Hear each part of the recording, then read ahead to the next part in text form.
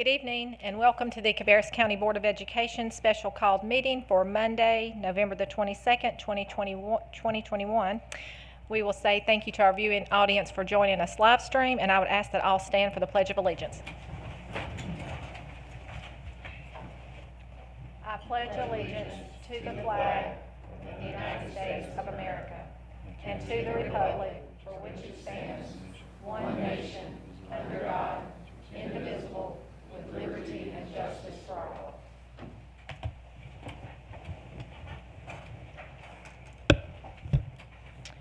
Okay, I will call the meeting to order, and I would ask for a motion that the agenda be approved as presented. So moved.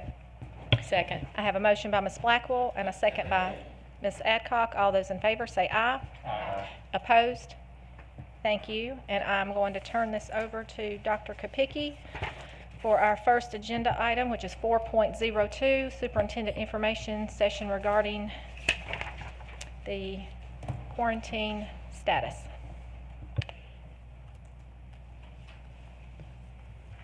Thank you, Madam Chair. Appreciate that. Our update on the Cabarrus County Schools COVID update, as you can see in front of you, is the first metric gives you the 13-week total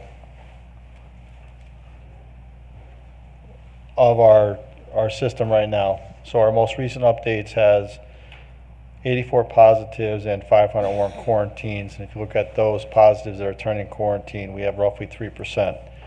When you do the cumulative totals for the year on that, right now you have 1,737 positives, or roughly 134 positives per week since the school started, and 6,052 quarantines, averaging about 466 quarantines since school started. When we look at those turning positives out of the quarantines, we're running about 3.3% of those kids that are turning positive out of the quarantines that we have for a cumulative total. When we look at the metric for this week,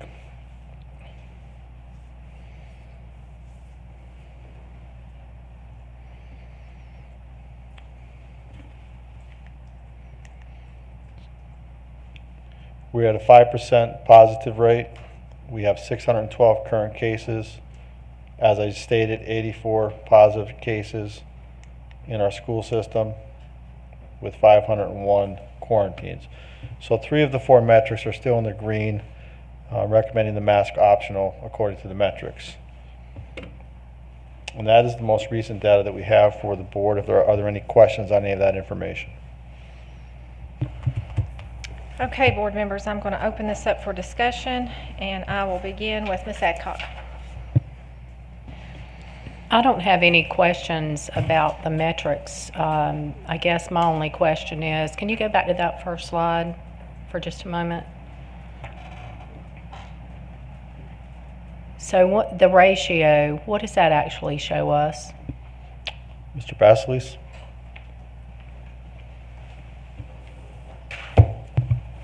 Thank you. So the ratio is there to show you the number of students who are COVID positive as compared to the total number of quarantines, remembering that your positive students are a subset of your quarantines. So it's supposed to be inclusive and give you a good idea of how many students are being quarantined and compared to actual positive cases. Okay, thank you. Sure. Ms. Carpenter. Now, again, you know, when you look at our metrics, now we're saying we're at 5%. Now, does that come from the Health Alliance? Is that correct, that 5%? Sure. If we could go back to the metric guidelines, please. If you look under in each column where you see the categories, so for the top you'll see percent positive weekly rate in Cabarrus County. Underneath that, you see the source. So that source is the Cabarrus Health Alliance for that particular topic. So the positive percentage rate that we're showing you is the current rate in the county of Cabarrus and the Cabarrus Health Alliance. So under each category, you see the reference point. You'll see the link there, the reference point of where we're pulling the information from. And as we said, that's usually about a week behind. Is that correct? That is accurate. Okay, because a lot of times I'll look at theirs and then I'll look at the state, because when I look at the state, they're showing us at about 5.5, and the state's usually more accurate. Is that, I mean, am I correct in assuming that? My understanding of the state information, when you get on the website for the state COVID dashboard, they update their dashboard at 12 p.m. every day.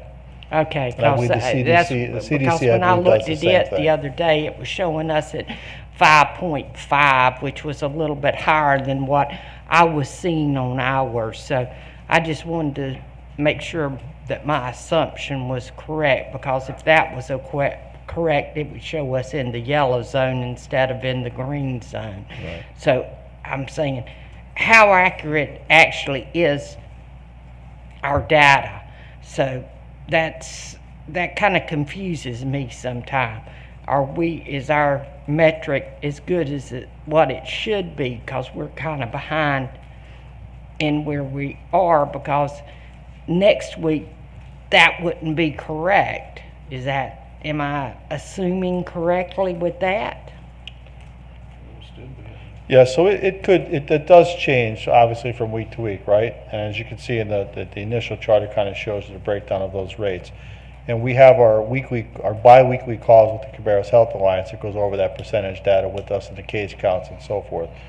But what we do is we look at it daily to make sure it doesn't escalate. So if it jumped hypothetically from 5% to 9%, I would be on a phone call to the board chair and say, Madam Chair, we need to have a special call meeting immediately because our case counts are really high and they're off the charts. So we do watch it daily, even though the information you're getting is a week behind. I could give you information today, but I don't have all of it updated because we update it on Mondays through Friday of that week. So we have the prior information, which is why we're a week behind. But we can indicate quite firmly, because I received the information today from the principals, okay, and I do trust the data that I'm getting from the principals is accurate because they're giving it to me from their schools. But we do watch that percent positive rate on a daily basis to make sure that it's not going off. So you're correct that depending on what site you use, Cabarrus right now is showing 5, the state's showing 5.5, and the CDC for our county is showing 6.09%. Okay, which all three indicators, there's 3 different reference points there, and all 3 of those indicators would show us in the green or yellow zone. Okay, thank you very much. Thank you, ma'am. Mr. Furr? Yes. Could you go back to the first screen? Okay, is that 1,079 quarantine? Is that the total since we've started, school started? The 1,079 is representing the week of August 30th, 2021 quarantines. You'll see the count for quarantines. That's by week. So you'll see each week list the quarantines by week. Okay, but do we have a total number The of total kids? number of quarantines that we've had since school started is Yes. 6,052. We've had 6,052 quarantines, Yeah, or if you average that out, it comes out to about 466 quarantines per week. yeah, And and of that, about 3.3% of them are turning positive. gotcha. That's all. You're welcome. Mr. Walter? This one, again, the one that stands out to me is the 17, only 3% of all these kids that are on quarantine are actually coming down with COVID. Does that have to do with the clusters? Are they included in that number? Is that? Yes, all the clusters are included in the quarantines. So the clusters are in this 17, or is the clusters in? Well, the number of positives, that includes all the quarantines we have, which would include the clusters as well. Right, but the Yes. ones that have been quarantined and then came positive, are those part of the cluster, or is that different? Is that, Well, they would be kids. Is that tracked differently? They would be kids that were quarantined that turned positive. So we get that data from the Cabarrus Health Alliance. They inform us of what kids turned positive, and then they would be so quarantined. those would include the kids that are in cluster then? Well, it could be, yes. It could be a child cluster. It could be a child that's just been identified as a close contact. Okay, it just seems, okay. I have another question. I did not. Okay, I'm good. Thanks. Thank you. Ms. Blackwell? I don't really have any questions regarding the numbers. I do see on the bottom where it says for every 1 COVID positive, there are 5 additional students that are quarantined. I just want to know what it is that we can do in order to keep preventing these students from being quarantined at home. If they're not coming down with any symptoms, if they don't have anything going on, I really feel like we should have all of these kids in school unless they develop some kind of symptoms that would indicate that we need to then have them sent home and tested. So that's my concern. Dr. Kopicki's getting ready to present Yep, that. and, then, Okay. and to that concern, one of the purposes of the meeting this evening is to talk to the board about the North Carolina, the ABC Collaborative's Test to Stay initiative for masking optional schools, which we now have discovered and been told we can participate in. So John Basleys is going to give that presentation and update the board as to what the parameters are for that particular program and initiative. We will need board approval to participate in that program, which again is one of the main reasons why we're here this evening. And there's a timeline, a time-sensitive deadline to that that we would not be able to have had because of the holidays and our board meetings in December, which is why we're here this evening. And if the board should approve that, we will then have to work with the Cabarrus Health Alliance to also approve and work out the logistical pieces and the dynamics as to how we could deploy that program, working with the Cabarrus Health Alliance as well. So to answer your question, that is one of the reasons why we're here tonight. I appreciate the question. Hopefully that the presentation Mr. Basleys gives this evening answers some of those questions. And if it doesn't, please ask follow-up questions. And before I go to Ms. Sandage, I just want to make sure we make the statement that you've had a preliminary conversation with the Health Alliance, and you'll give us that piece of it as well, right? Yeah, so John Basleys has attended the meetings. I was in on one of the meetings with the Test to Stay initiative with Duke University and the collaborative. I believe it's also North Carolina University. Dr. Benjamin is the lead on that we've listened to, and Dr. Mann is also another contact that we have at with the collaborative that we work with. Last week we had a preliminary discussion with some of the Cabarrus Health Alliance folks to let them know of our intent to participate in this Test and Stay initiative, just to talk to them about some of the specifics. This afternoon we also spoke with our principals to try and give them some insight as to what the program details were, and to get some information from them and some feedback from them as well, to make sure that we weren't missing anything. We wanted their feedback as well, as if we do go down this road, what are your thoughts? That was a very productive meeting. And I also talked this afternoon with Dr. Coyle to clarify some communication protocols to make sure that we both knew what we were doing in terms of discussing this initiative. And I made it very clear that our intent this evening was to seek board approval, that we were coming to the board to ask the board for permission.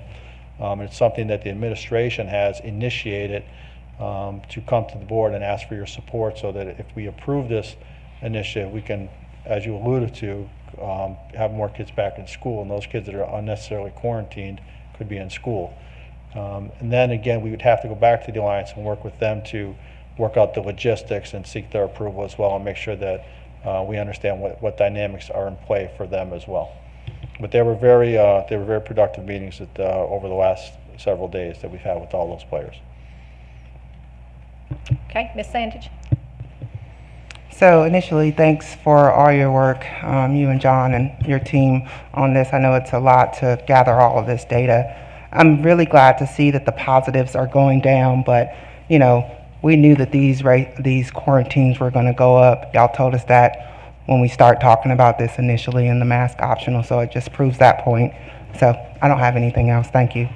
Thank you. You ready? Yes, ma'am. So now I'm going to ask John Basleys to come up, and I'm going to step aside, and he's going to give you the overview of the Test to Stay program. And should you have any questions, I would ask you and encourage you to please ask him that. And then when we're done, I would ask the board to be patient and allow us to present with the board some short presentation on some things that we're working on as a group and a cabinet, and to give you kind of an update as to where we are in terms of our strategic planning and our vision planning moving forward, and also to answer some questions that have come to your attention and the community has asked, so that we can kind of answer those questions a little more thoroughly this evening. Okay, thank you. Mr. Basleys?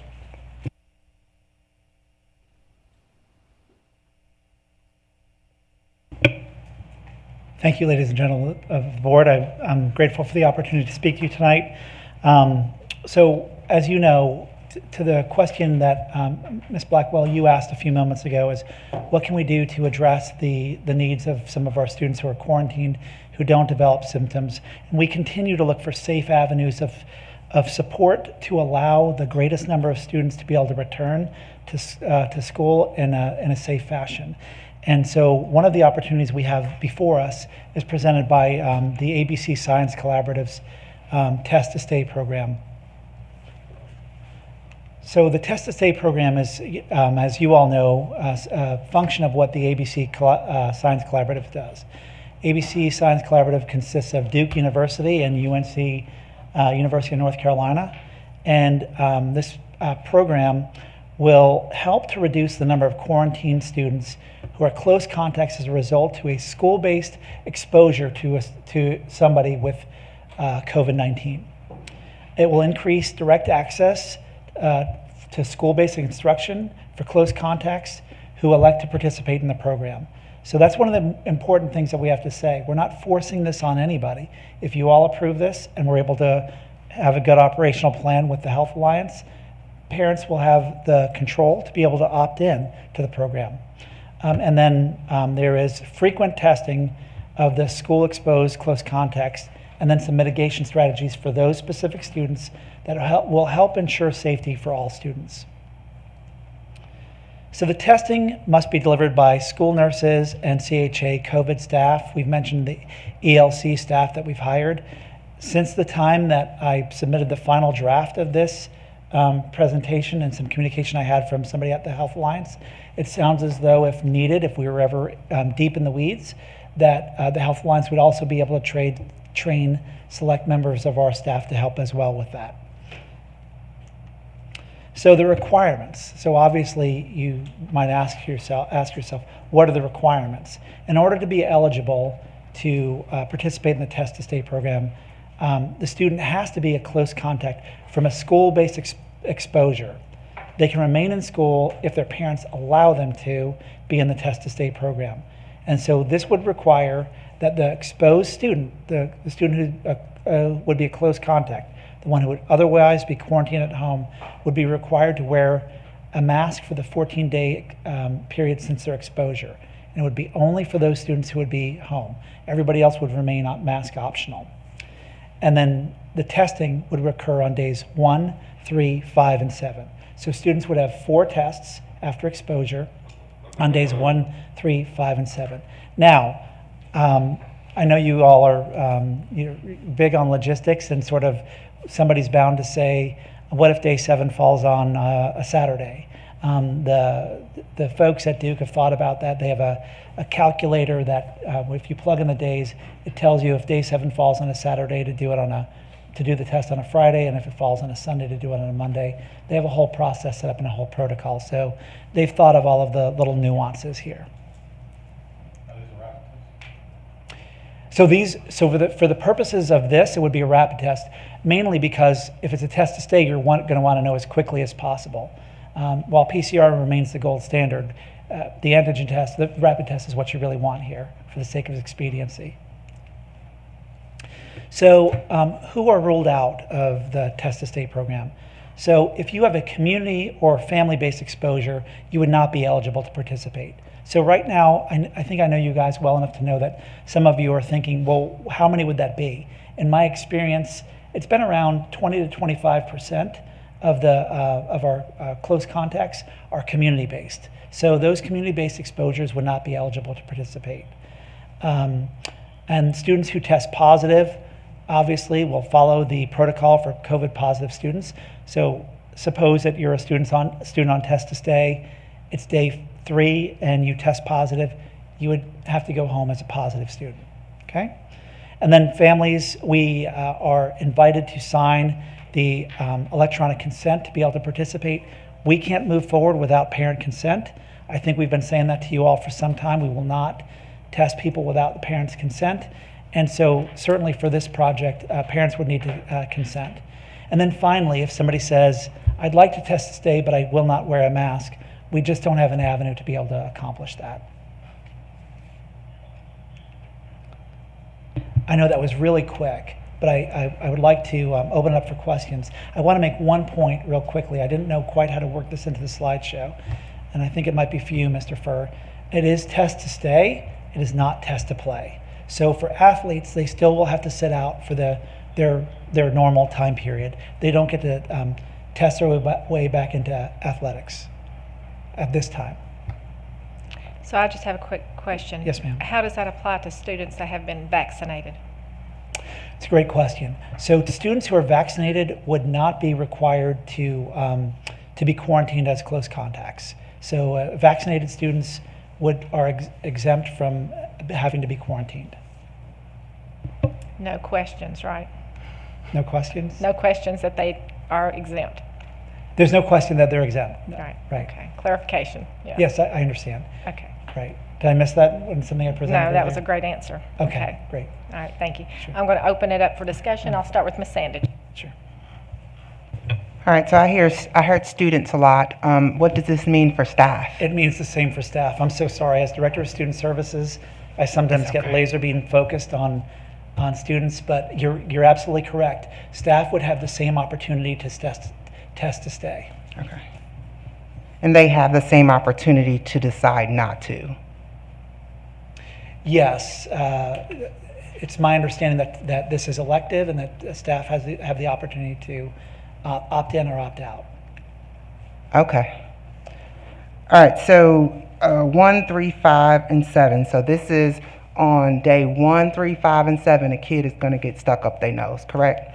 Yes, ma'am. I just want to be very transparent about that. I'm with you. That's what occurs is that there would be that they would participate in the swab on days 1, 3, 5, and 7, or the closest days to 1, 3, 5, and 7 that we'd be able to track. Okay, and I know you're not from the health department. It would have been good to hear this information or have somebody at least available to ask those questions. But we talked a lot about false negatives with this rapid test.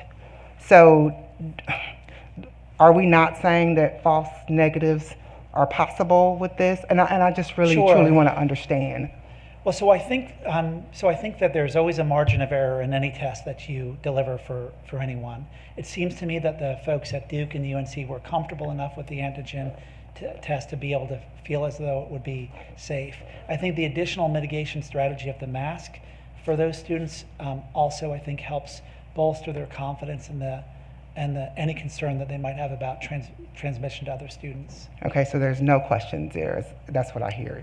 So when you say no questions, okay, so we're saying that our Duke and ABC Collaborative is saying that because the possibility of false negatives, this is what I'm understanding. Okay.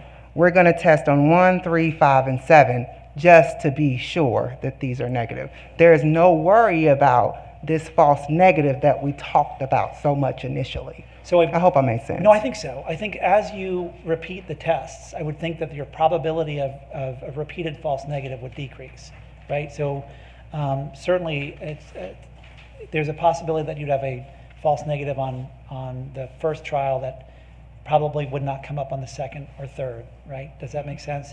And then the other piece of it is that we know that there's some time period during which the antigens might present themselves as well in your body.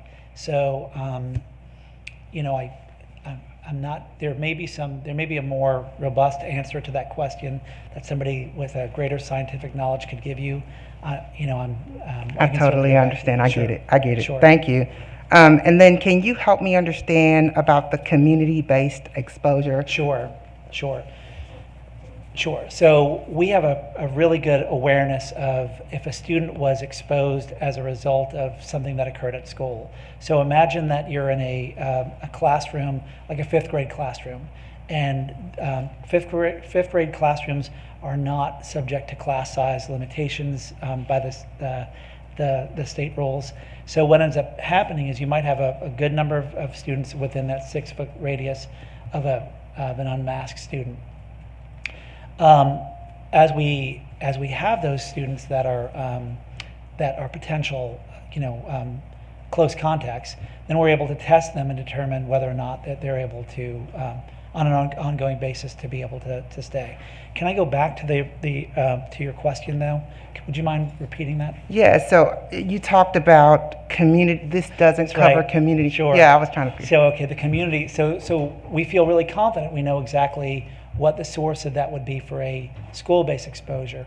With a community-based exposure, there are some controls that we simply don't have. So somebody who lives in a household where people are COVID positive and spend a lot of time with those folks, or that are in community activities, those are just not things that we can monitor and report on.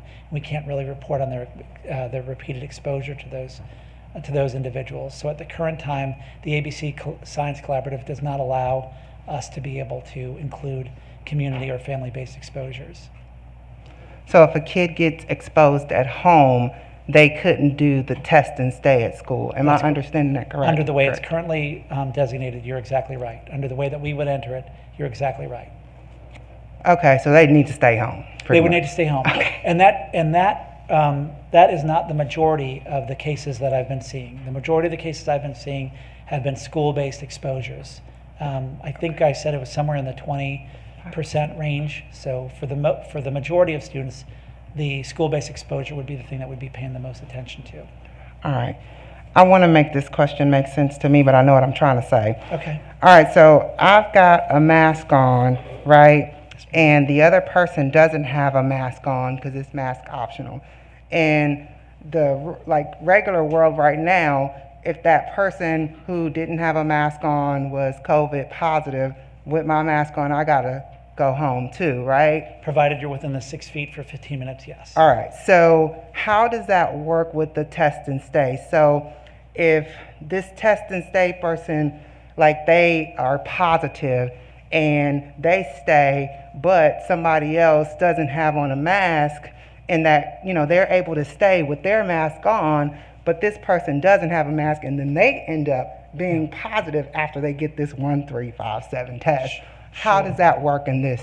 Yeah, well, I'm going to back up from it just a minute. So suppose Okay. it were you and I, and suppose this distance were 4 feet instead of about 12 feet, and suppose this were a period of 15 minutes, and I were COVID positive, then I would have to go home. I would not be able to stay. As a positive student, I would be home for the mandated 10 days that we read about in the toolkit. You would have the option of being able to test to stay on days 1, 3, 5, and 7. If you became positive on day 3, let's say, you would have to go home for 10 days as a COVID positive person. And so those other people who are mask optional in that 15 feet for however many length of time, they would have to do the test and stay, or be willing to do the test and stay, because even though I'm masked, because That's right. I tested and stayed, Right. and I end up COVID positive, or 1, 2, 3, 5, or 7, now all of the rest of those kids that are mask optional have to be willing to test and stay. So Do I understand that correctly? I think so. If I can just clarify what I think I understand that you're saying. So in the initial exposure, anybody that was within that 6 feet for 15 minutes of me, if they were unmasked, or since I'm not wearing a mask, masked or unmasked, they are subject to close contact quarantine provided they're not vaccinated. And therefore they're eligible to test to stay. Now, if you become positive, right, we do the same contact tracing around you, around who's within 6 feet of you for a period of 15 minutes or more. Okay. We know that under test to stay, you would be wearing a mask, right? So anybody who was next to you within 6 feet of you that was wearing a mask would be exempt from close contact quarantining. Anybody that was unmasked would be eligible for the test to stay program. Gotcha. All right, last question. Sure. Can you help me understand the rationale for the athletes, why they would have to, stay out? Yeah, I wish If you don't know, that's fine. Yeah. I really wish that I had a solid scientist here, because I'm going to have to do in a pinch. And I wish you did too. yeah. I'm sorry. Oh, I wish I was at this point. So some of the conversations that I heard Dr. Benjamin from Duke, who's quite brilliant, speaking about, he talked about the level of exertion and the way that you interact when you're, let's go with basketball, because it's basketball season now, right? So if I'm running up and down the court the way I'm breathing is very different, or the way I'm exerting the way I'm exhaling is very different. The distance that you're going to be, if you're going to guard me with any quality, you're not going to give me, God help you if you give me 6 feet for 15 minutes, right? So just the dynamics of athletics don't lend themselves well to a prevention of disease transmission. I hope that's satisfactory. It does. I understand, but it doesn't make sense because we're mask optional. I and understand. Kids can walk around with masks anyway, so it doesn't make sense. But it's not your fault. Thank you. All right, thank you. Ms. Blackwell? Okay, so my first question is, it's a 14-day mask period, but we're only testing up to day 7. So why do they have to wear a mask for 14 days if by day 7 they haven't tested positive yet?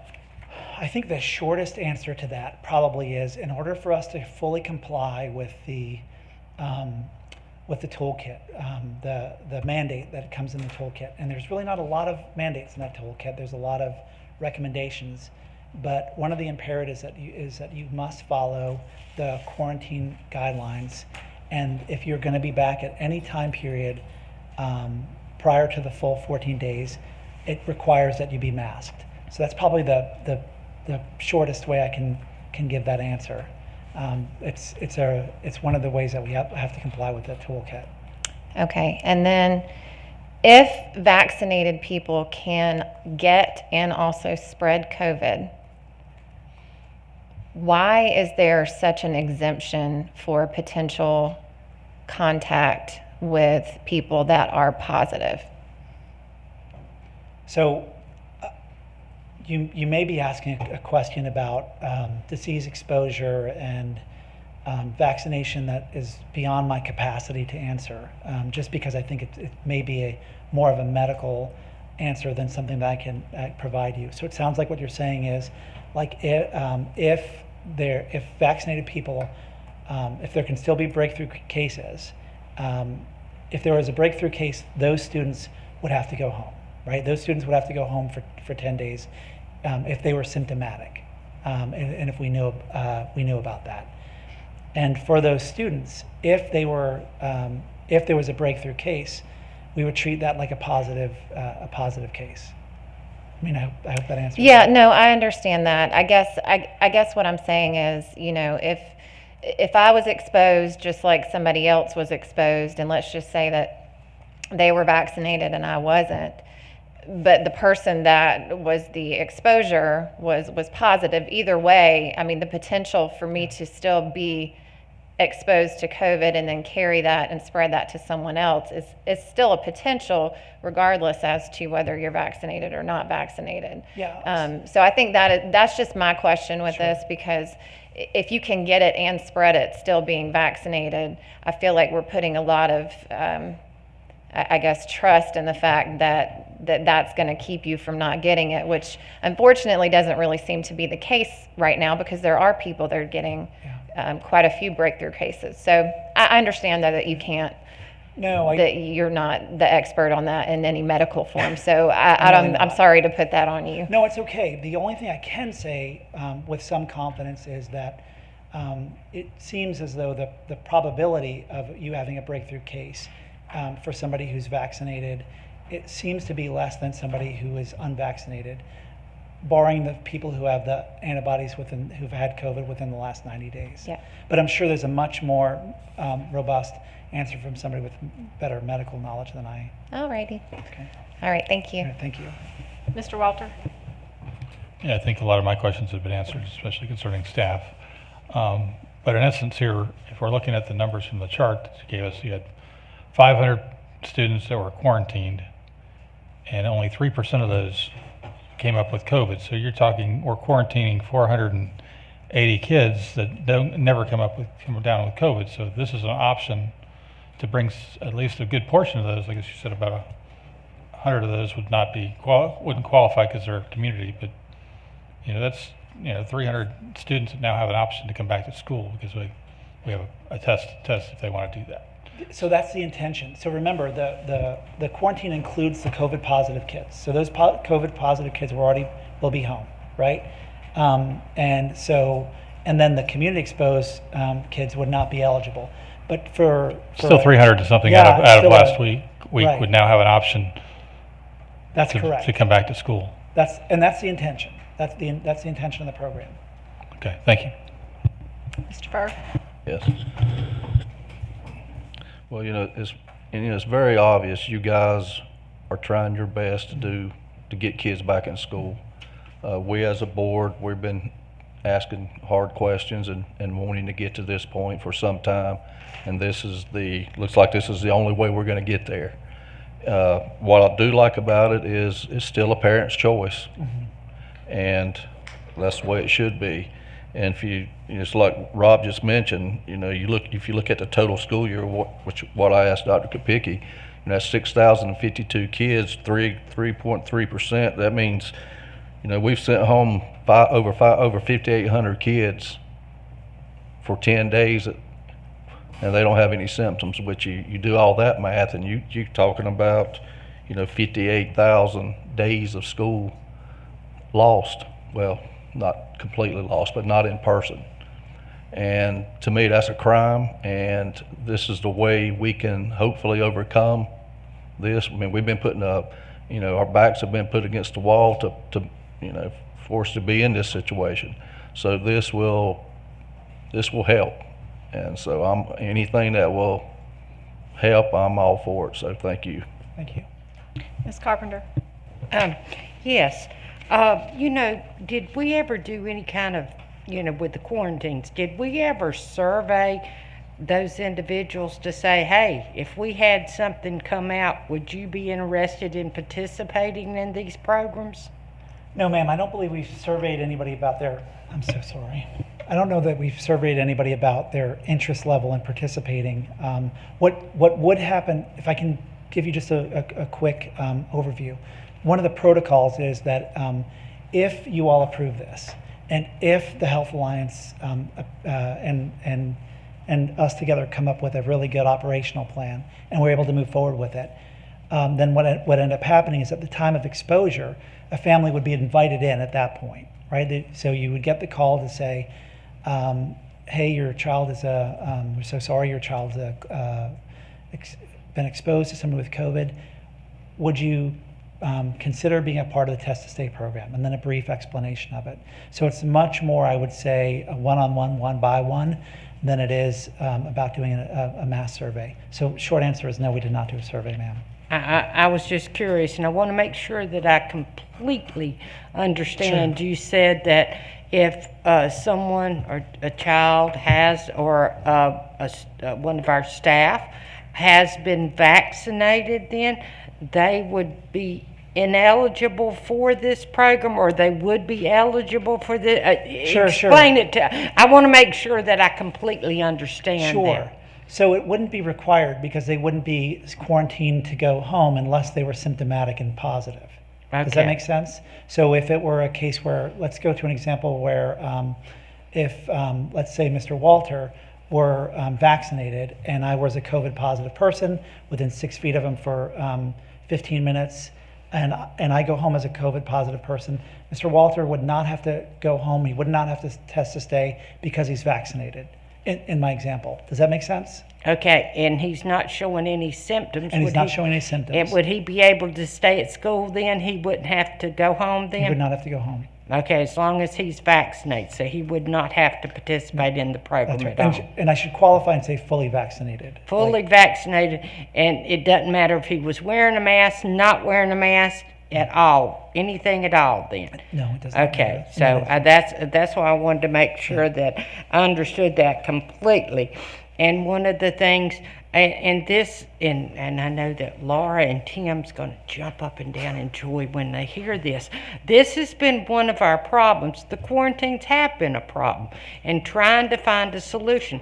We don't want the children to be out of school if they don't need to be. And if we've got a solution to that problem, I'm all for it, guys. Now, don't jump up and down for joy here. And because if a child's not sick, they don't need to not be at school because we've gotten some.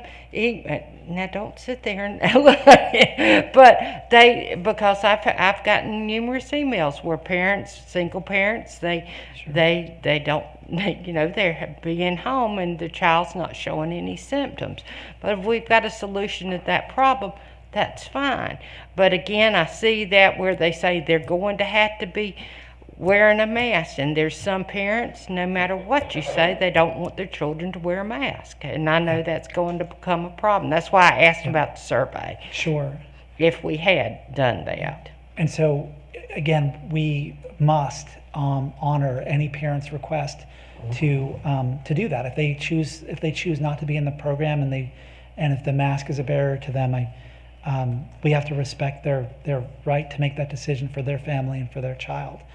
And what we've been trying to do all along is to maximize the ability to return as many students as possible to full participation in school. Suppose for a minute that 3% number is accurate, right? Suppose for a minute that 3% number is accurate, and we have a week like we just had, where you have 500 cases, and let's assume that 300 of those are school-based exposures that are eligible.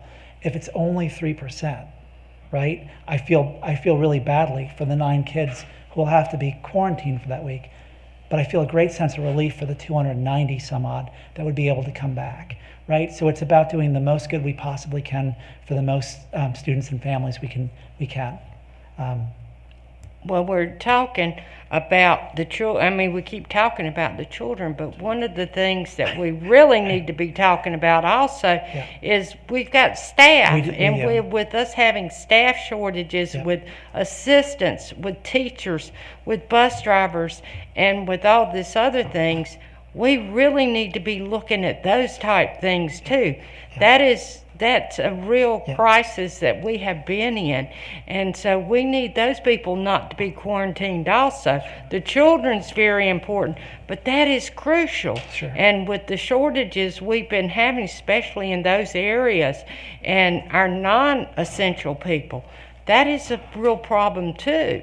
And so we've got to be, and so if this can help those areas, us not having those people quarantined, that's a real plus. I mean, we want the children in school, don't get me wrong. Sure. But we have got to make sure we've got the staff there too. So if this can help that, I'm all for that. So thank you for bringing this to our attention.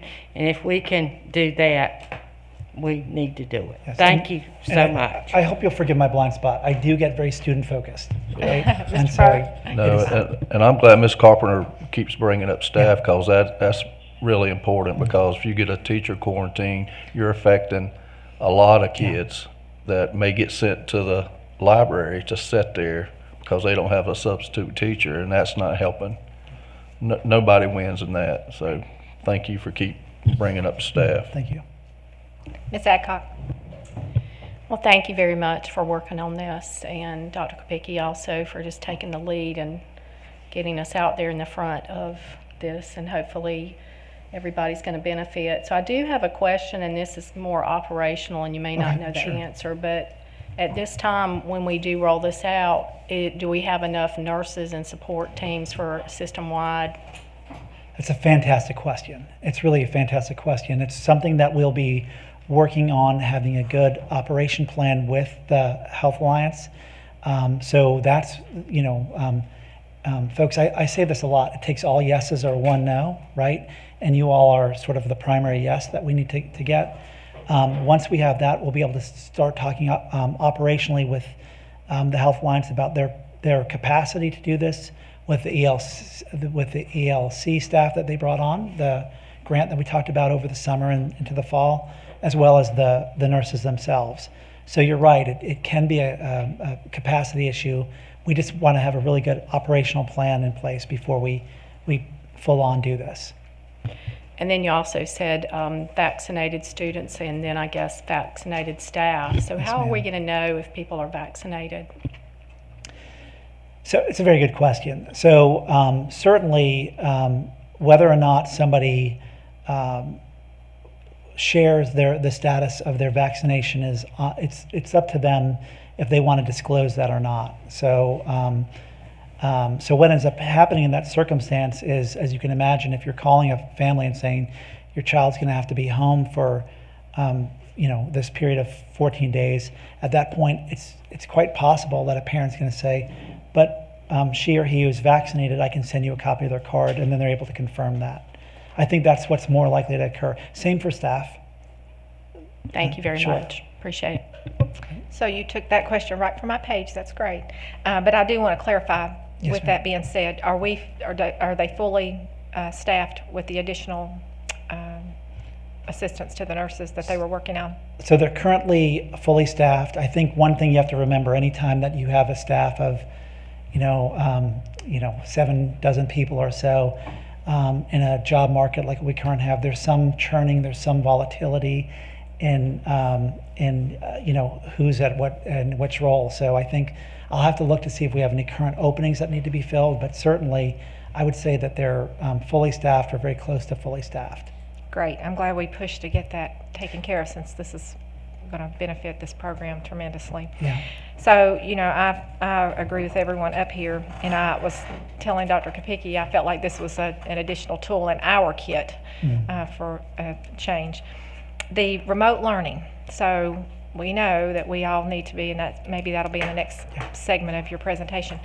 But with no matter what, with these kids going home, and that is the whole reason we're having this meeting tonight, is to address quarantines, which have been the real issue.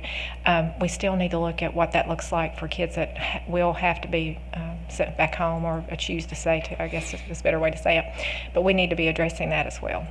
Yeah, I understand. Okay. And then, I'm sorry. I just had another clarifying question. Did I hear start date if this is approved, and how long this pilot is for? Yeah, I may have had my, I think I did something to the slide where you couldn't see it, unfortunately. I'll have to fix that. So the period, it must begin by or before December 6th. And that is feels like it's 5 minutes from now, to be honest with you, because it's not next Monday, but the following Monday. Considering how short this work week is for most people, that means that we've got basically tomorrow, a bit of Wednesday, and then the following week to get all of our pieces together to be able to make this happen. So it's a requirement from the ABC Science Collaborative that we roll it out no later than December 6th. So, yeah, I hope that helps. Yeah, and then how long is it? Is there a time frame? It's continuous. Okay. It's continuous. Now, I will say this, if the data comes back horribly, so suppose instead of it being 3%, that it's 93%, right? That it's 93% of kids who are close contacts are become COVID positive, then I'm sure they'd say, whoa, you can't do this anymore, right? But the way it's currently constructed, it's continuous. So do you need a consensus for us, or do we need no, to I've amend our agenda? I'm ready. Stand by. Okay. All right. So are there any more discussion items or questions? Does everyone feel like they've gotten all that? That's why it was so important to have the special call meeting, because of the timeliness of when this would have to be executed. Anything else? Okay. Nothing else. Will you key up, please? Just one last question. Now, if we start this, do we have to say something drastically changes? Do we have to formally back out of it, or does it? So we have a meeting on the 6th when it'll start. We'll have a meeting on the 13th, and then Dr. Kapicki, I think, already addressed if there's any issues that happen in the downtime, he'll call me, and we'll address having a special call meeting if necessary. Okay. Anything else? Okay, hearing none, may I have a motion that the Board of Education authorizes the superintendent to participate in the testing stay program? So moved. We can vote on it, so it's a discussion item. Would you like to vote on it? Okay, let me restate that. May I have a motion that the Board of Education authorizes the superintendent to participate in the test and stay program? So moved. I have a motion by Ms. Adcock. Second. A second by Ms. Blackwell. All those in favor say aye. Aye. Opposed? Hearing none. Passes unanimously. Thank you. Okay, and next we will move to, and I think I misspoke, that was 4.01. We will move to 4.02 for the superintendent information session regarding the CCS personnel and survey development. Dr. Kubicki? Thank you. So I know the meeting this evening was mainly focused on the test to stay program, but you opened the door and you gave me a microphone, so I want to take advantage of that. I asked our chairwoman to allow us to get you updated on some of the things that we're dealing with here in the district and some of the issues and some of the different dynamics of what's going on over the COVID environment, and not just COVID, but some of the things that we're planning to do in terms of how we're preparing a strategic plan and a vision for the district, and also to address some concerns that I have heard in the community and some things to inform the public better on this evening. What I'm going to do is I'm going to introduce the agenda to you this evening, and then I'm going to let our cabinet address various issues in their departments. I don't want to call them issues, but update you on some information on some programs, some things that are going on, and some concerns that we've talked about over the last couple of months, so that we have a little back and forth and any questions you may have that we can answer. And what I'm going to say to you too is keep in mind, as we continue to develop the strategic plan with Dr. Prost and the cabinet and Dr. Hill and Mr. LeGrand, and it'll be Dr. Withers and Mrs. Herndon when she comes on, and I know I'm forgetting somebody. Dr. Bish, how could I forget?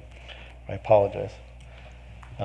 Point being, we're continuing to develop and look at these problems and issues. So as I get acclimated to the district and we talk and we interview people and we get out and about with the community and we have conversation with our principals and our leaders and our teachers, it's a process. It does take some time. It does take some time to understand what the strengths are, what the weaknesses are, and what those things are, and those moving dynamics of what we're going to address as we move forward. And I'll talk a little bit more to that at the end of this presentation. But I would just say to you, everyone just needs to continue to be patient, because I do think overall, I'm here a little over 3 months. One thing I can say to you is you have a community that cares deeply about your educational system. You have a board of education that cares deeply about the teachers, the children, the community, and you are all focused, all 7 of you are focused on making sure that we're doing the right thing by our kids and by our teachers, and making sure that we continue to keep you informed. Just be patient. I know a lot of times, sometimes you all hear the negative side of it and the complaints come to you. And I will say to you, you chose to be elected to the position, so welcome to it. And that's part of the dynamics you have to deal with. But we are here to support you. We are here to help you. We are here to guide you, to provide you the information that you have. So if you have questions or concerns, I would ask you to continue doing what you're doing, is to bring them to us. Bring them to the appropriate department and let us kind of work through those dynamics and work through those Q&As for you, because we're here to help and support the Board of Education, just as you have supported us so far in my tenure. And I don't mean that you weren't beforehand, but I could say emphatically that you've been nothing but supportive, and I appreciate it. I also do appreciate the fact that you have continued to ask me about the students and the teachers in the district and what more can we do for them. So I do appreciate that, and I thank you for that. So, moving forward. The agenda tonight, we're going to talk a little bit about the salary and bonus update. As you know, our state just recently passed a budget, so we have some updates as to how that impacted the salaries and the bonus update in our district. Dr. Bish is going to talk to you a little bit about a staffing update. We're going to talk to you a little bit about where we are in terms of our hiring practices and some of the issues that we're facing there, but also some of the successes that we've been able to achieve with our staffing. Talked a little bit about the volunteers in schools. Again, we want to welcome people into our buildings, but we also have to be cautious and mindful as to, we can't let everybody in. We do have to remember the ultimate goal and the constant goal is to keep kids in school and keep the doors open. So we have to be careful as to who comes in and out, and we all know why. Dr. Hill is going to give you a refresher on the letters professional development that she's leading. And then we're going to talk, myself and Dr. Prost will give you an update on the strategic planning and the stakeholder feedback that we're seeking from you this evening, and also from the community as well. So I'm going to begin with the salary and bonus update, and I'm going to ask Mrs. Cox to come up and give you that update.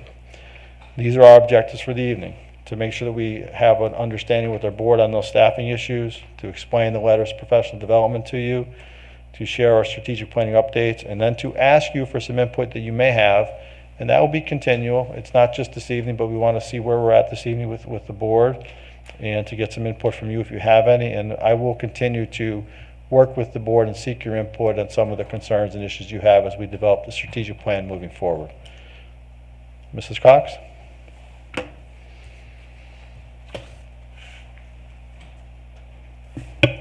Thank you, Dr. Kapicki.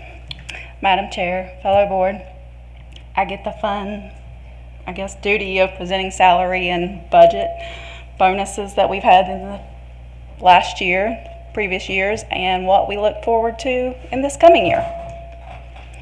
So this is just to reiterate some of the information that we've given you previously, our supplement schedule and how we've increased them over the last few years. Many of you were on the board, you worked with the commissioners, and you were part of these increases.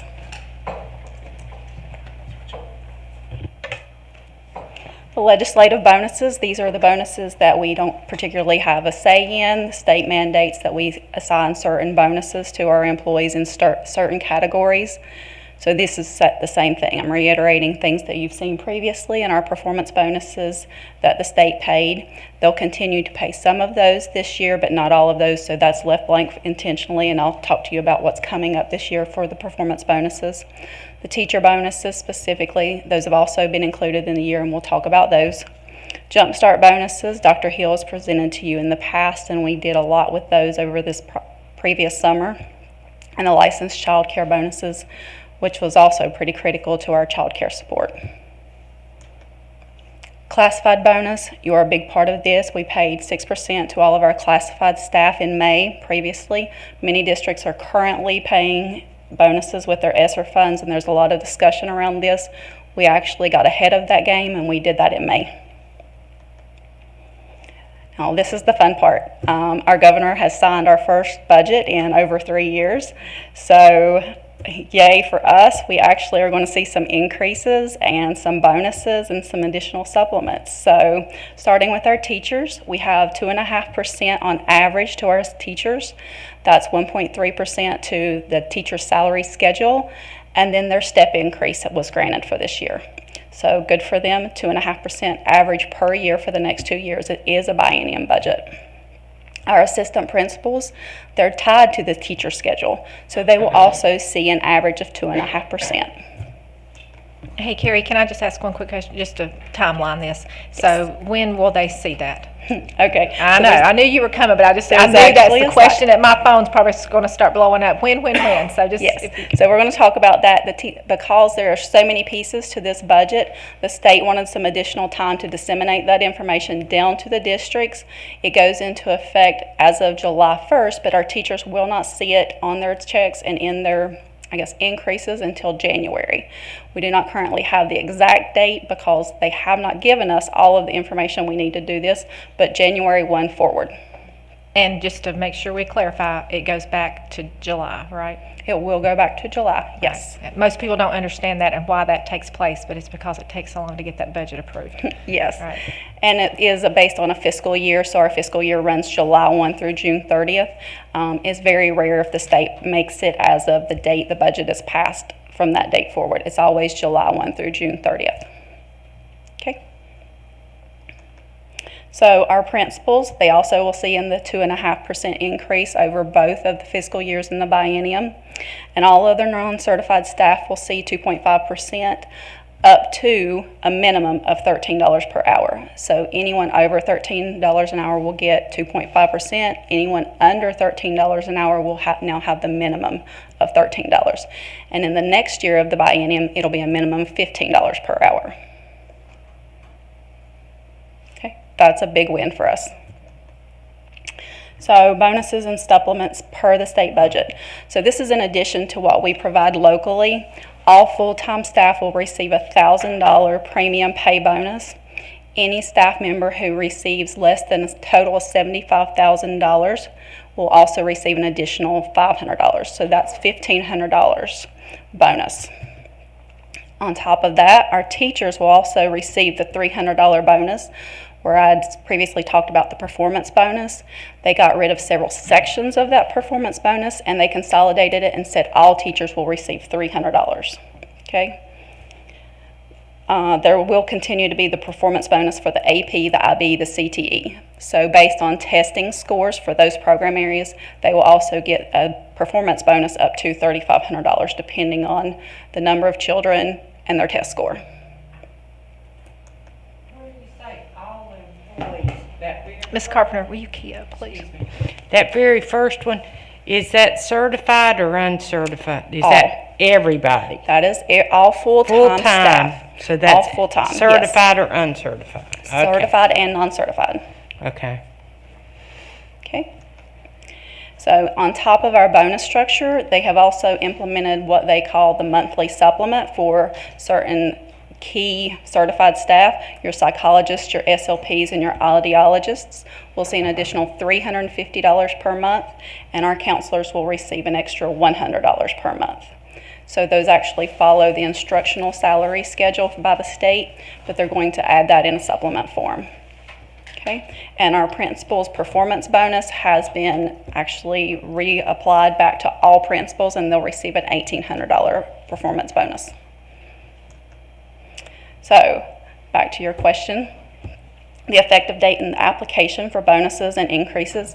So the continuation salary schedule, what all teachers are currently on, it took a step backwards. That will be in place until December 31st. As of January 1st, we'll get our new salary schedules, and that amount is going to be paid in a lump sum bonus. So once we have that information, we'll be able to do those calculations all the way back from July 1 through December 31 and apply a one-time bonus to those staff members. The new schedules go into effect January 1st, but to receive any of the approved bonuses or salary increases, they have to be employed as of January 1, 2022. Okay. Questions, comments, concerns? Board members, comments or questions? Is there anything for part-time? They always have to be full-time then? I'm Currently- just asking. Oh, I agree. I have the same question. So currently,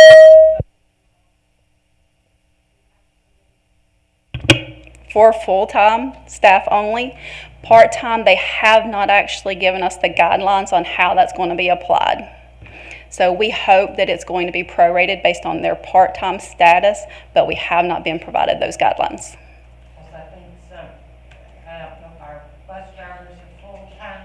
Sorry, I don't know if our bus drivers are full-time or, you know, I know that's a very critical position that we have, and I don't know if they're part-time or full-time. I just think of our nutrition staff.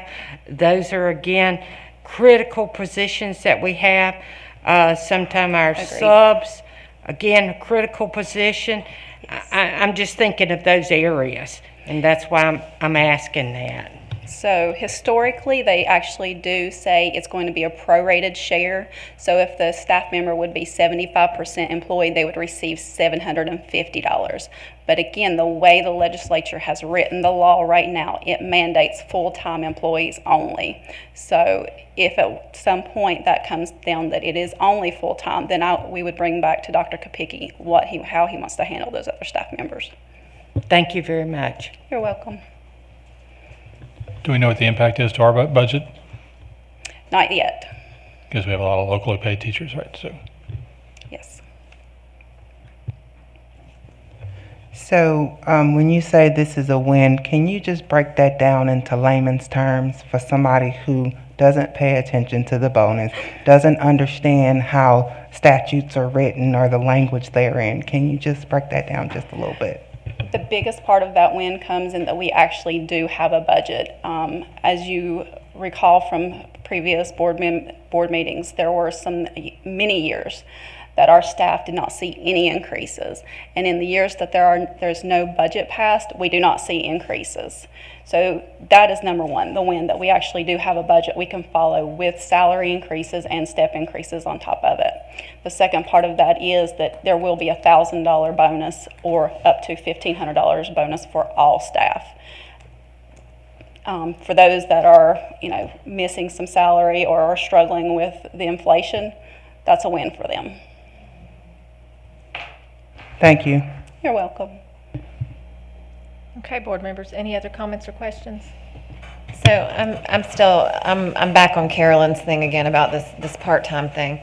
So bus drivers are not full-time.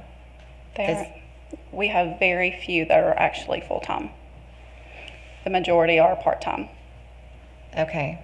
So they haven't seen an increase. I mean, we did something for them, but as far as like an actual increase in their salary percentage-wise, we haven't done that in some years. Is that correct? We just did, the board just Right. approved an increase. So yes, and that was that effective 1%. Is that what we did? 7.65. 7.65%. That was because we took their minimum to $16 Okay. per hour, and we actually adjusted for compression so that everyone above that also received an identical increase. So 7.65%. Okay. All right. Thank you. And I'm just to your point, our bus drivers will get this 2.5% on top of what you granted them.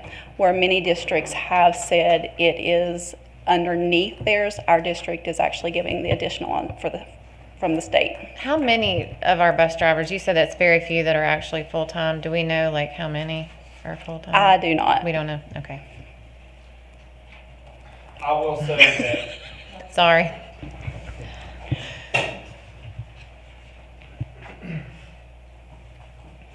most of our bus drivers are over 30 hours a week, which means that they are eligible to draw benefits, correct? Correct. And so I don't know if that is the official term of full-time. They do not work 40 hours like our most of our employees do. So but they do work enough to draw benefits, which would be over 75%.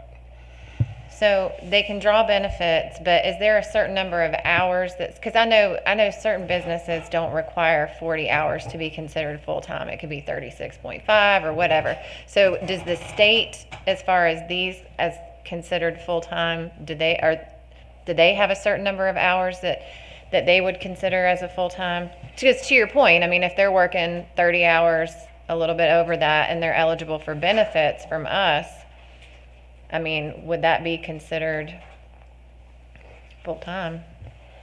For the purposes of this, I'm not sure what Okay. full-time is, but we can definitely get that I'm answer just for curious you. if they're going to get to, reap some of the benefits of finally passing Yeah. a budget and getting this thing moving. Yeah, that's something we can definitely check on and get Okay. back to you on that. All right. I do agree that we would love to include them in on these pay raises as well. I guess it just come down to what the state's definition of full-time is. But we'll definitely get that answer for you. So, John, just real quickly, this presentation is great tonight, and I know that was a heavy lift for a last-minute request, but we'll have on the agenda for the work session that we'll be starting to look at the salary analysis and that salary study. So maybe this will be a good way to present into it of the additional information that the board is asking for. So if we can kind of keep that in mind, that would be great. Sounds good. I feel like we piecemealed a lot of it really well. That was really good. But I think it will be more helpful to break it down into the certified and non-certified and what we've done and what we haven't done and where they are and where we're going. Sounds Great. good. Thank you. Okay, board members, any other comments? Mr. Walter, would you like to key up? They're just talking about trying to figure out how many state employees we have and how many locally paid positions we have. I would have to refer back to the actual budget. I don't have that information at this time, but I can get it for you. Thank you. Any other comments or questions? Yeah, I have one more question. So when you say all full-time staff, I haven't heard like maintenance and all that. They are full-time staff. Yes, ma'am. Okay, gotcha. Yes, and just to clarify, all staff are eligible for the increase. It's the bonus that's in question, full-time versus part-time. That's a great clarification, that they're getting their raises. Yes. It's the bonus that's the issue, right? Yes. That definitely needed to be clarified for the viewing audience as well. That's good. Anything else? Does that answer all questions? All good? Okay. Okay, with that, I will turn it over to Dr. Bish. Okay, thank you.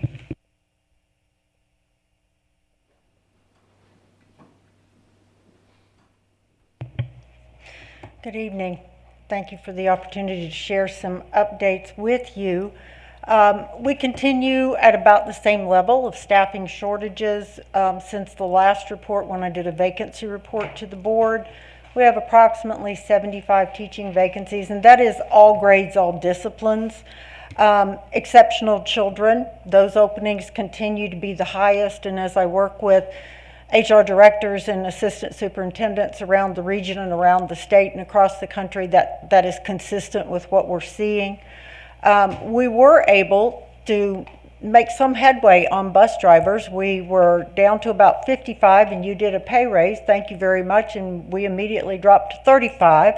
And we are filling our positions now for upcoming CDL classes. So a lot of these folks are coming in, they haven't had CDL training. We don't get a lot of folks who walk in the door and say, I have a CDL, I'd like to drive a bus. Those are gifts.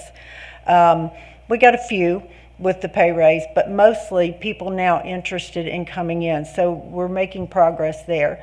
School nutrition program continues to be a challenge.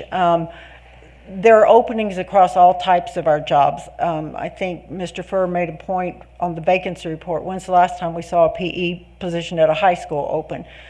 When's the last time we saw clerical and secretarial positions that we couldn't fill? And so all of these continue to be a challenge, though we are hiring every single day. One of the reasons for staffing shortages has to do with resignations, and so we do send an exit survey when anyone leaves. The interesting thing is we've disaggregated this and begun to look at it, is that the number one reason people are resigning, particularly our licensed teachers, is a career change. They're not leaving to go work in another district. A couple. There are a few, their families are relocating to other states or other places, but the vast majority, they're choosing to change careers. They are dissatisfied with the profession of teaching. In terms of salary, benefits, they have other opportunities now that perhaps they may not have had in the past. They talk about long hours and additional responsibilities. So this is the area where I mentioned to the board at one time a gap in my department where we recruit. We're working really hard on recruiting.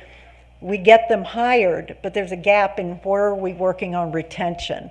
And so that's where we are doing some reorganizing in order to build in some assistance with retention to focus in a little more deeply onto that. And I think, John, you were going to share this. So if you look at this quote quickly, this comes from an article, Why Literally Millions of Americans Are Quitting Their Jobs, and the data and the statistics come from the Department of Labor and Statistics. One of the things one of the things we keep hearing is people are leaving there for whatever the reasons are, and Dr. Bish just explained that very well. But what I want you to focus on here is that the 2.7% of the workforce is just voluntary quitting or walking away, and the turnover rate being 2.9%. If you look at those numbers, you see that what they call the unprecedented churn is 4.3 million people quit their jobs in August of 2021, which is much higher than 2019 and even 40% higher than 2020. When we looked at this data and we broke down the Department of Labor statistics and we compared it to the amount of openings that we have and some of the resignations, our data almost matches identically to those numbers percentage-wise. So what you're seeing in the Cabarrus County schools is a microcosm of what's going on in society as a whole. So we're not unique, we're not different, we're not unusual. We are what's happening in the United States of America everywhere across our country in many different fields. When you have 4.3 million quitting the workforce in August of 2021, that's going to impact you no matter how you look at it. But what I want to really, again, I'll repeat myself, what I really want to focus on is the percentages, they're almost identical to where we're running. So while we have a need and we desperately want people to apply, we are working very hard, and Dr. Bish and her department is working very hard to employ people. It's not for lack of effort, and people aren't leaving here in droves to go somewhere else. As Dr. Bish pointed out, they're leaving to go either to another profession or they're moving across the country or they're just flat out quitting. And it's a staple of what's happening in our country. So we just want to point out to you that we're looking at the research, we're looking at what's out there as well.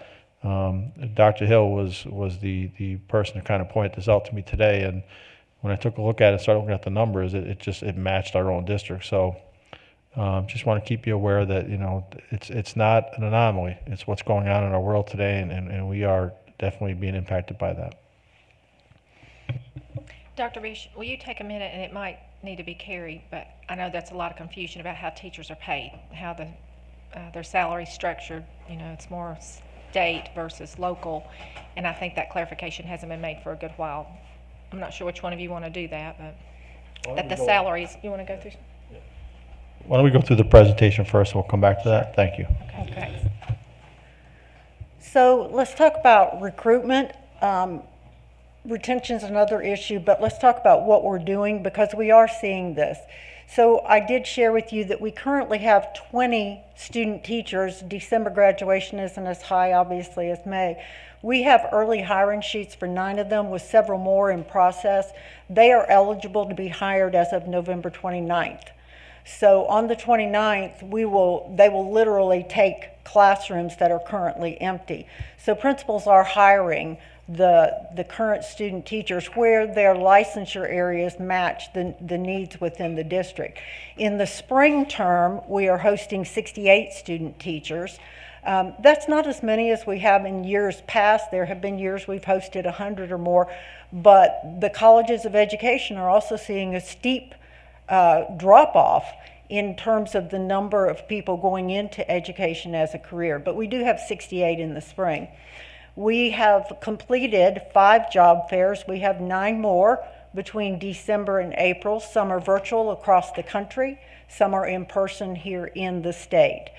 We had a custodial job fair on November 19th, and the coordinator in my office, Dr. Courtney Smith, attended to help folks fill out applications, to walk them through processes, interview them, send them to principals who had openings. And we did come away with several hires that day that we were able to begin the process. We certainly had background checks and everything else to do.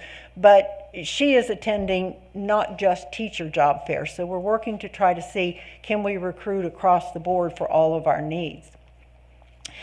We also tried to think out of the box. So we have participate teachers. These are international teachers. Back when I was here 8 years ago, they were VIF, Visiting International Faculty. They are positions that the State Department gives, and we work with the company Participate to bring these in. Traditionally, we started out with these being our ESL teachers or our dual language immersion teachers. But the reality is they have teachers who are licensed in elementary school, in middle school, in high school Spanish. So we went to Participate and said, looking down the road and being proactive toward the next school year, can we go ahead and say, we will take this many teachers? And they said, sure. Up to the point where they run out of slots from the State Department. And so that usually happens in August, and we thought, let's get ahead of the game. So they opened this up in November. So we immediately met with the 3 directors to say, where would you be willing to take applicants if we vetted them? So we have currently completed 20 screening interviews with people all over the world. We have another 10 scheduled, and then we asked for another 10. We have about 16 to 20 acceptances of candidates that we approved. They are then going into a queue, and once allotments are put out, then principals will be allowed to set up their own interviews. These are people that we know we will have. They have said, yes, we will come. Yes, we will teach for you for 5 years. They are elementary teachers, elementary certified. There are middle school teachers and high school Spanish. Those are the 3 that we've done. So we started out saying 20, we rapidly went to 30, and we're now having conversation about, do we go to 40? So that was a way to kind of look at this differently as opposed to just dual language. Now, we're not taking dual language slots, let me be clear. Those are over here in a separate place with Ms. Szymanski. So she's handling dual language. we're handling our certified staff that would be teaching elementary, middle school content or high school Spanish. We're posting vacancies both in-state and nationally. You can see there the places where we do that. Anytime a posting goes on our website on Frontline, it goes on Teacher. That goes out across the country, so it's an automatic. So that's where we are with trying to press recruitment out a little further. Also, we have the question, as Dr. Kopicki pointed out, about volunteers in schools. Where are we? Because we do process a lot of volunteer requests in our office where we do the background checks. We have a process, it's all automated, and then whoever volunteers that is approved gets a card in the mail. It's good for a certain number of years. I have my card, and I renew it every time it expires. So the reality is that there's no actual prohibition against having volunteers.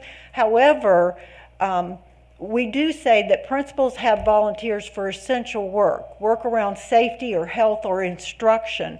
And there has to be a specific thing for the person to do, a specific assignment, so that we can then still be in charge of contact tracing. We have to know who's in our building. We have to know who's where and for how long and with which children, if they're with children. So we're not eliminating volunteers, but we are being careful about that. Does that make sense? Dr. Hill is approving guest speakers that come in. So we're still trying to do those things, but I go back to my days as a principal. And I had a room for my PTO officers and those folks. And they could come in during the day. They would sign in the office. They would go into their room. They would do their work. They would go down to the cafeteria and have lunch. They may go to the rooms on planning periods and hand things to teachers or collect things. That we can't do because there's no way to contact trace when we have people all over the building. But if a principal has several retired teachers, let's say, as volunteers, as I did, and I have 2 groups of children that need some reading intervention and you're trained in it, and I have you coming in with this specific set of children for this specific hour on this specific day, absolutely. So it's limited, but it is not eliminated. So there's a difference there. So I want to make sure that that's clear. We do know that we have concerns as holiday seems to exacerbate the spread of illness, not just COVID, but the flu and everything else. And so contact tracing becomes really critical to us at this time. So just know that we are continuing to have volunteers in the school, though it is limited from what it has been. And Dr. Bish, before you start taking questions from the board, could you talk to the board a little bit about our substitutes in the district, how substitutes are working in the district, any that you have hired, some maybe problems that you are facing, and how you're working on keeping our substitutes active in the district and what that process looks like?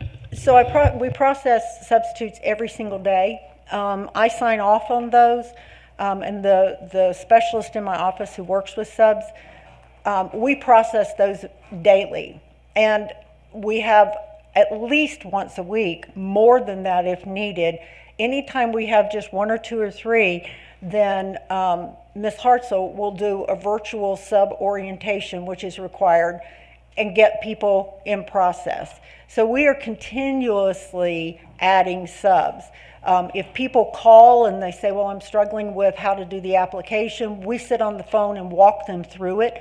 We are currently getting ready we're moving some things around again, reorganization in the office, to set up a small area where people who walk in can come in and sit down with someone and be walked through the application. We'll sit there with you and do it with you.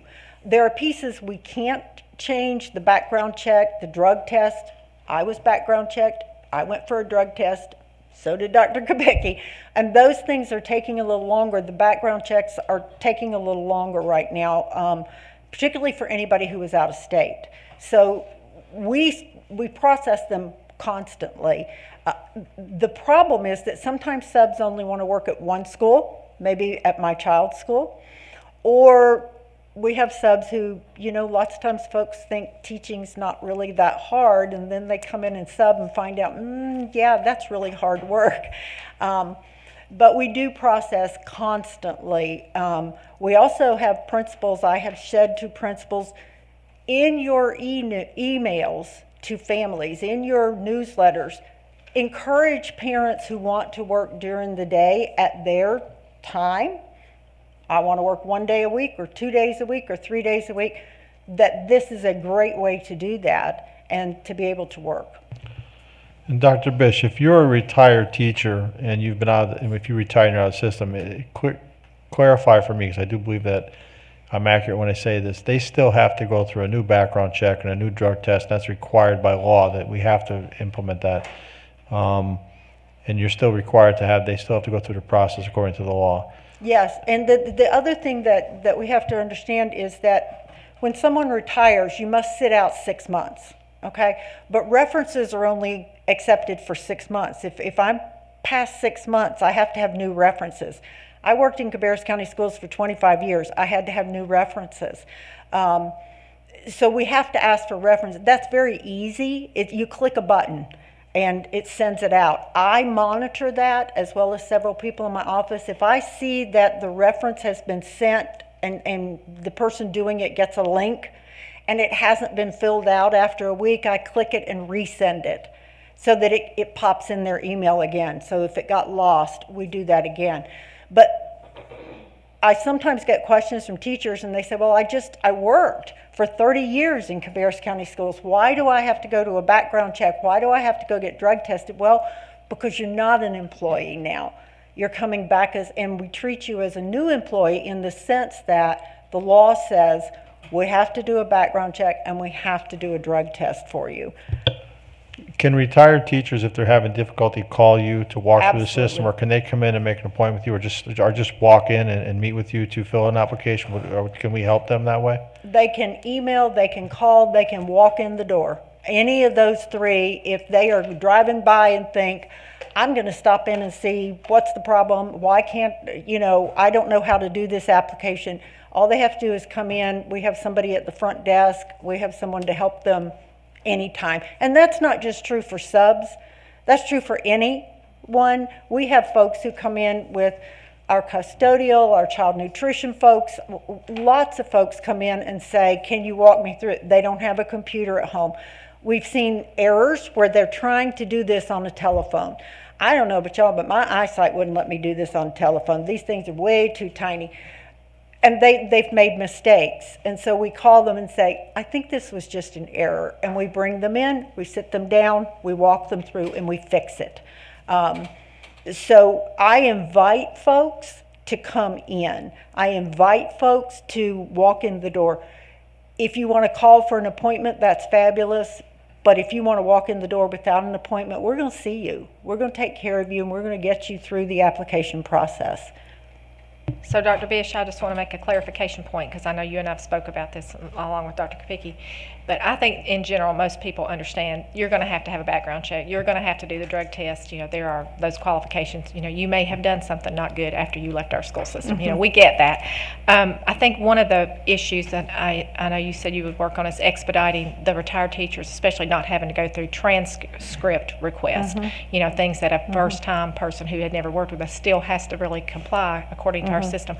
So I think that's the complaints more so than anything. I think they really do understand background checks and drug tests and references, and that's okay. It's expediting that system for the retired teachers that really have worked within our system. And they are welcome to call, and I don't know who the retired folks are, and certainly the young lady who does this, she will not know that's a retired teacher. It's okay to call and say, I'm retired, you probably have my transcript somewhere, just call us. Email me. I will go back and take care of it immediately. We will expedite wherever we can, but I haven't been here in 8 years, so I don't, and I wouldn't know anyway with 4,300 employees who's retired educator from the system. But just email us, pick up the phone and call. We'll take care of you and make it as easy as possible. Great clarification. Thank you. Is there anything else that I can answer for you? Board members, comments or questions so far? Okay. Just thank you for continuing to look at innovative ways to help our staff, and I know that is really encouraging to hear that, so thank you so much. My pleasure. It's nice to have, we're getting close to being staffed. We're getting close. We still got a couple of gaps, but we're interviewing, we're getting close. That will be the biggest thing. And then we're doing some reorganization, and then we're going to focus on retention. Anything else? So maybe a comment and a question. So I've spoke highly about just the change in leadership and the possibility for us to flourish with that change in leadership and do things different. I think this is great that we're thinking outside of the box. I do think that we could do more. Mm-hmm. And I think, we're asking our staff to do more. And I do understand that times are rough, but I think we've got to think more outside of the box. And I say all of that to ask this question. I've gotten several calls, emails from just staff that are stressed mm-hmm. and are scared to say something. Mm-hmm. Where or what do you say to that person? And I guess what I'm trying to say is I want them to know that we are here for them. Like, this is not a I gotcha system. Mm-mm. We need you just as much as you need us. So how do we marriage that and make sure that our staff feel comfortable saying, hey, I'm stressed out. Hey, I'm crying in front of these kids, whatever that might be. I just want them to hear that from us with this opportunity. So as your superintendent, I'll be as clear as I can be. Call us and let us know how we can help you. You can reach out to Dr. Bish, you can reach out to Dr. Hill, you can reach out to Mr. LeGrand, you can call John Basleys, you can call Dr. Prost, you can call the Finance Department, Carrie Cox, Kim Aldridge, you can call anybody in this district if you need help. We're here to help and support you. No one in this district should be afraid to call anybody. You can call my office anytime. You can call me on my cell. I give it to everybody. My cell number is 570-499-0105. Call it. I answer it, and I will take that call from anybody. So I want to be very clear about that. This is not a gotcha system. This is not out to hurt anybody. We're here to help, and we totally understand how difficult the situation is right now. I'll be very honest with you. I cannot, nor can all the people that I work with, solve all the problems. But I do believe collectively that we're here to collaborate and work together. I don't point the finger and look out the window. I look in the mirror when there's a problem and try to start with myself how I could do it better. But I promise you that we are here to help you. And I can tell you this, and I know I've been here a short time, but the people that are in this room, the cabinet that I work with, I have seen nothing but exceptional work and exceptional habits in trying to help people, and they're all focused on kids. So again, if there is a situation or a problem where you're really that stressed or pressured, pick the phone up and call. One of the things I always tell people too about communication, it's a two-way street. I only know what I know, and if you have a problem or concern, I'd rather you pick the phone up and call me or call one of my colleagues so that we can help you instead of sitting there and ruminating or perseverating over it that it's bothering you or thinking that we know that, how dare you do that or how could you do this. So a lot of times we just flat out know. So if somebody is struggling or somebody's upset or hurt, we're here to help. And there will be nobody there will never be retaliation or trying to hurt anybody. That's not why we're here. We're here to help. So I encourage anybody, if they have a problem, do not be afraid to call myself or anybody on this leadership team, because these folks are here to help, and they've demonstrated that day in and day out. And I want to be emphatic about that. We are here to help.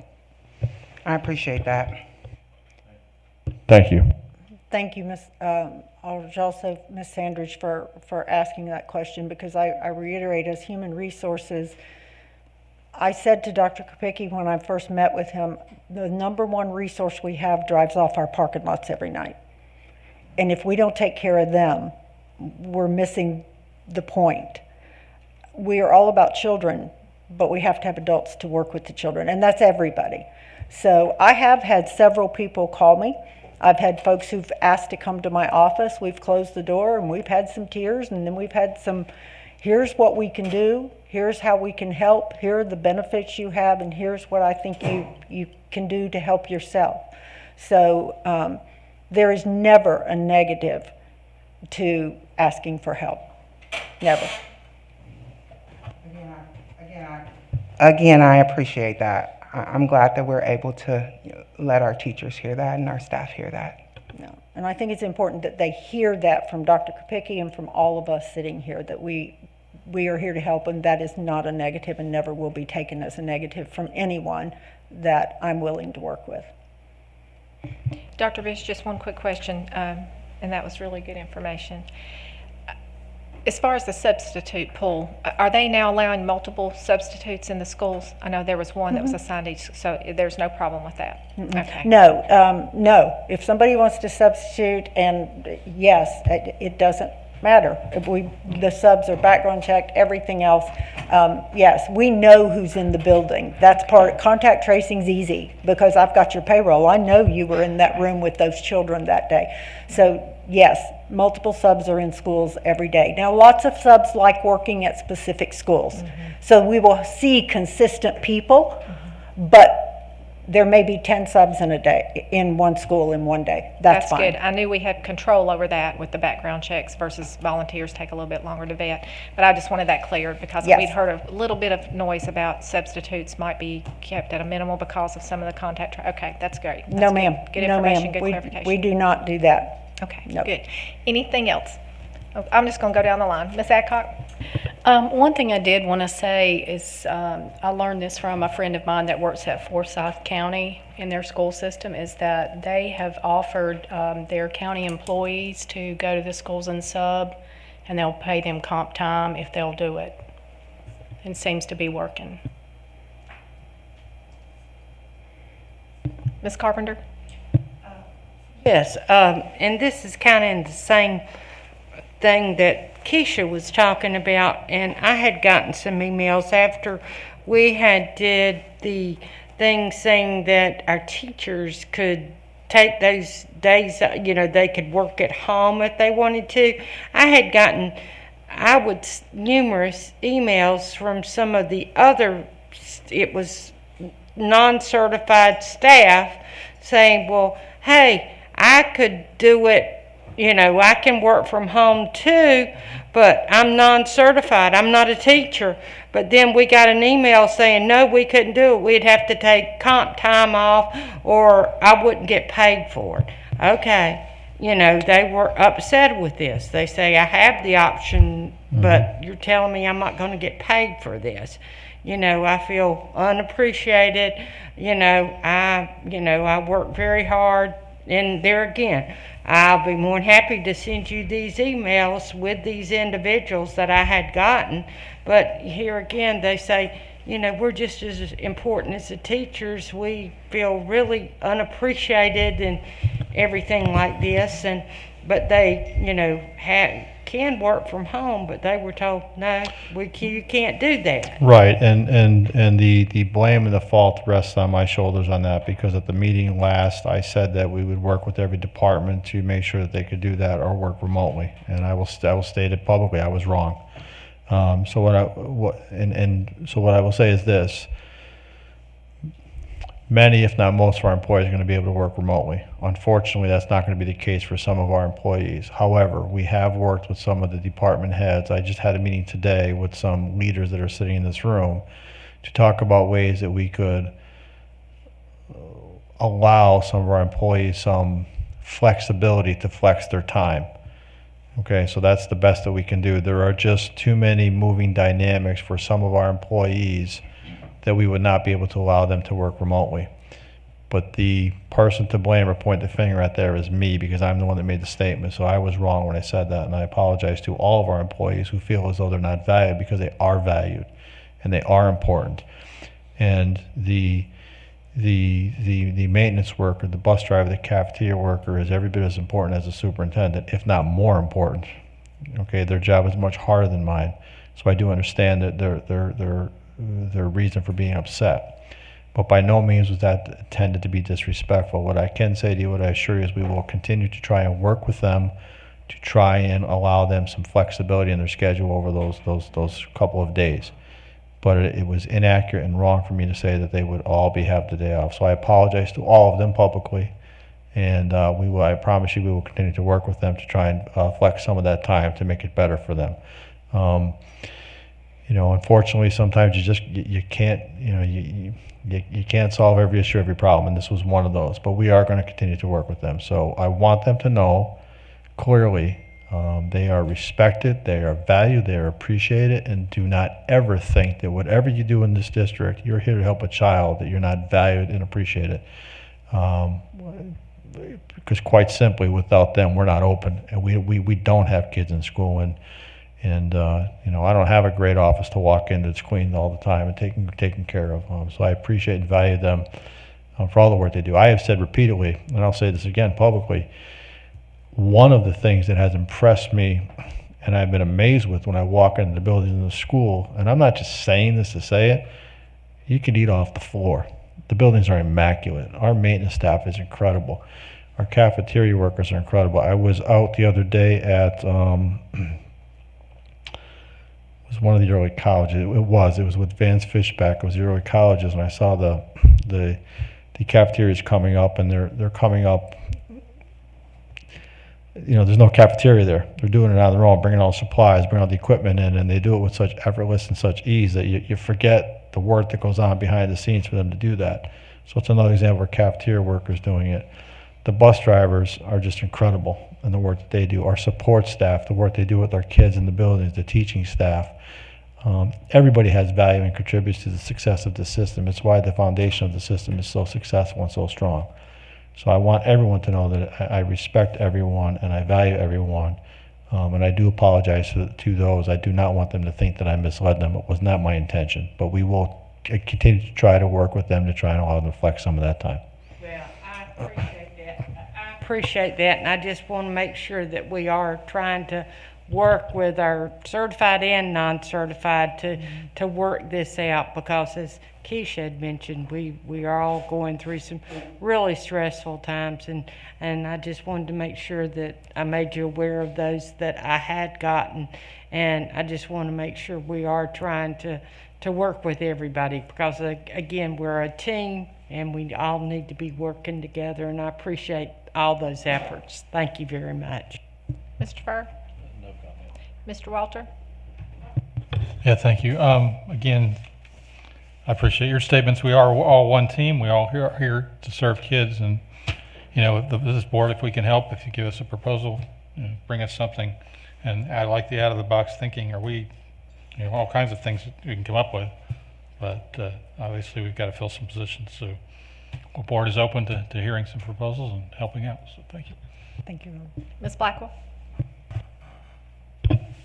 Just want to say thank you again to our administration. I'm just, every time we have a meeting, I'm just overwhelmed with how much work you guys are doing for our teachers and for the staff and the students, which is, like you said, Dr. Bish, the most important thing is these kids. And Dr. Kapicki, I swear I don't think I've ever heard anybody say their cell phone number over the microphone. So I just really appreciate that your willingness to give everybody any information that they need in order to get in touch with you. And I've told many staff members the same thing, that if you have an issue at all, please call him. He is willing to listen to you. He will help you. I get emails all the time, and truly I believe that you have everyone's best interest at heart. So I'm grateful for that. So thank you. Ms. Sandich, anything else? Yeah, so I'm just going to echo what Dr. Kapicki said. I think it's great that we're saying that we aren't perfect. We're similar to a lot of the things and a lot of aspects that are happening across the country, but also taking a step further and saying, hey, because I know we're not perfect, we're also willing to work together. Pick up the phone and call me, and we can work through this. And I think that the folks who are having difficulty within their job, the teacher who's crying in front of the kids, call us and let us know how we can help and what we can do to make this better. The other thing I want to say is the outside of the box stuff that we are trying to do, and when I say that we can do better, I know I spoke with another board member, and before the district used to do some kind of staff appreciation luncheon or picnic or whatever. I don't know if there's a possibility for us to start doing that again, but like Rob just said, bring us proposals, especially if it's in an effort to retain our staff, because they have to understand how important they are to us. And I think right now, I am hearing that they don't feel that way from, maybe not all, but many. And that shouldn't be the case, because like I said, we need them. So thank you for all that you're doing.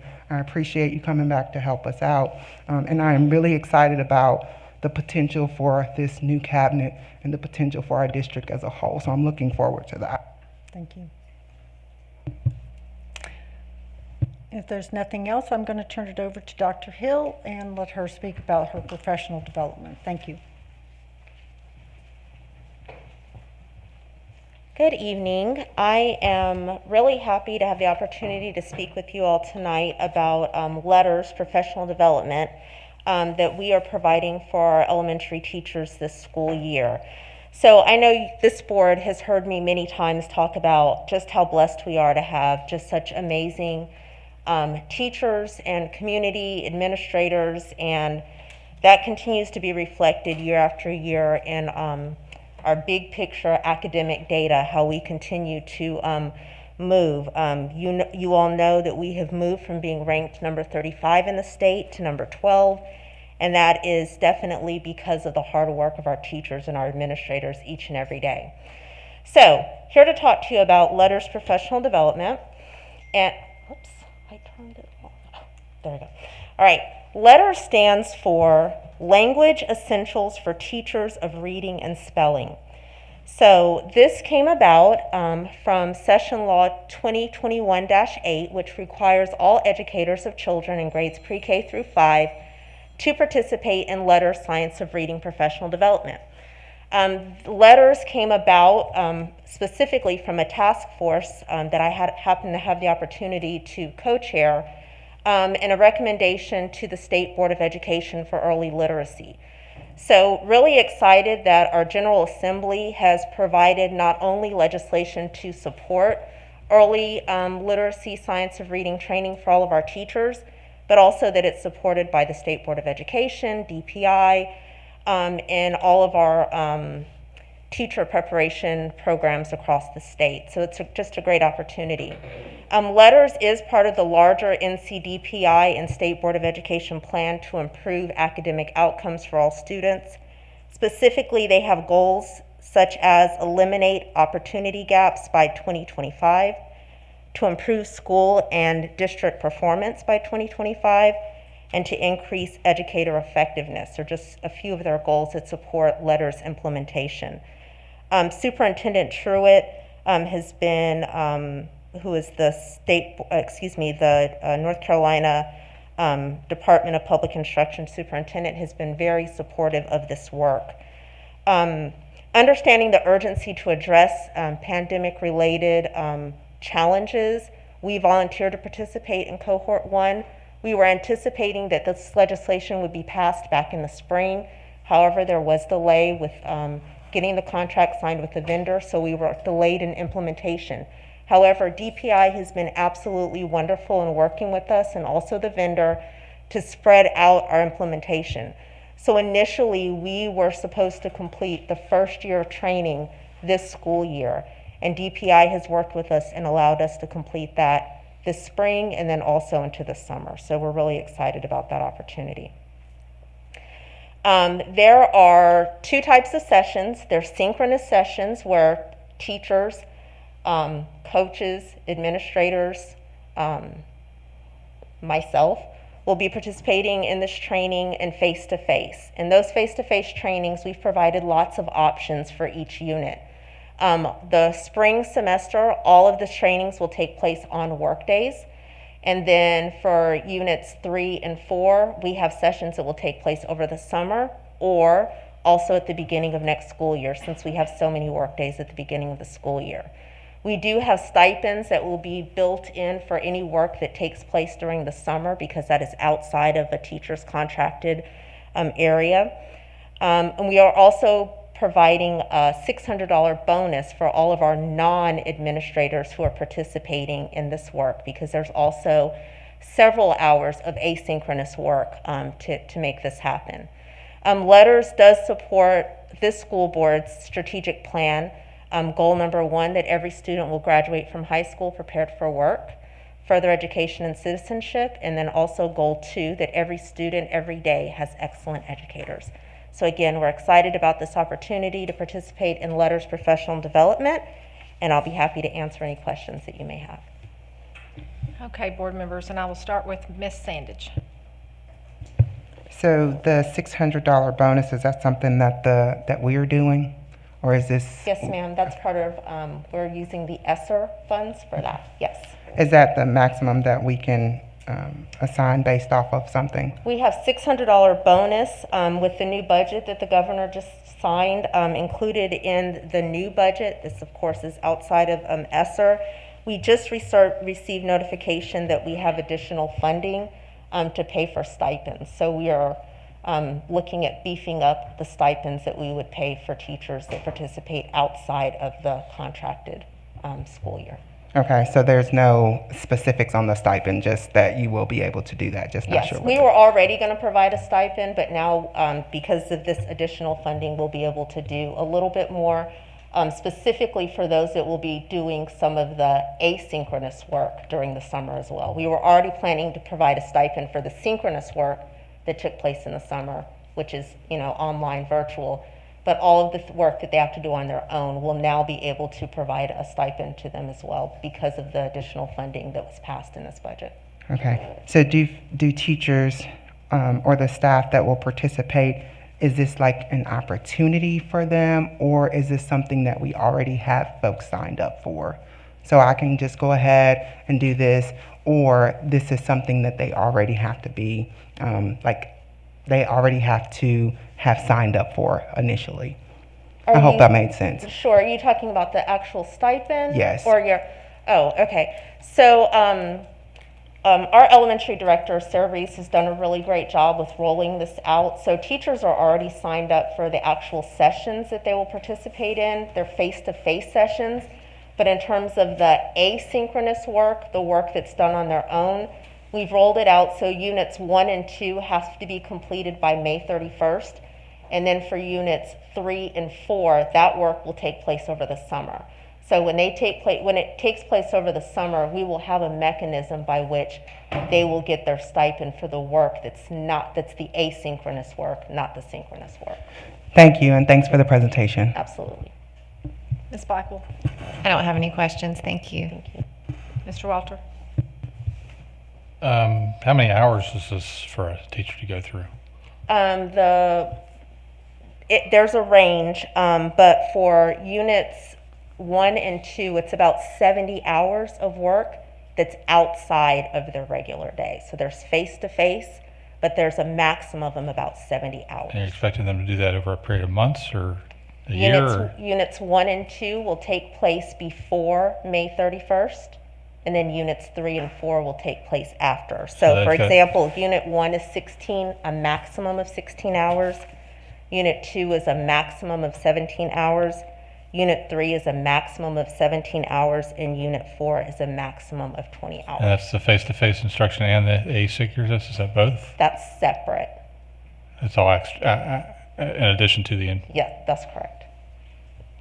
Is this a new method of reading? Is this, what are we teaching them that they don't get, that they don't have now, that to teach their... Sure, so when I went to school, and contrary to popular belief, most teacher education programs, you don't go to school and have a really thorough understanding the science of reading, how students actually learn how to read, all the science that's involved in that. We have other states that have implemented letters training and have seen tremendous results. So again, it's something that all of our pre-service, our UNC systems are looking at to make sure that when teachers graduate, they have a really thorough understanding of the science of reading. So how many teachers do we expect to go through the program in the first All year? All teachers in the state of North Carolina that are pre-K through 5th grade are required to have it. So it's a required thing to do within a year, or within 2 years, within... There's multiple cohorts, so it's over 2 years, and Cabarrus County is in cohort 1. So there are other districts that won't receive the training until next year or the year after.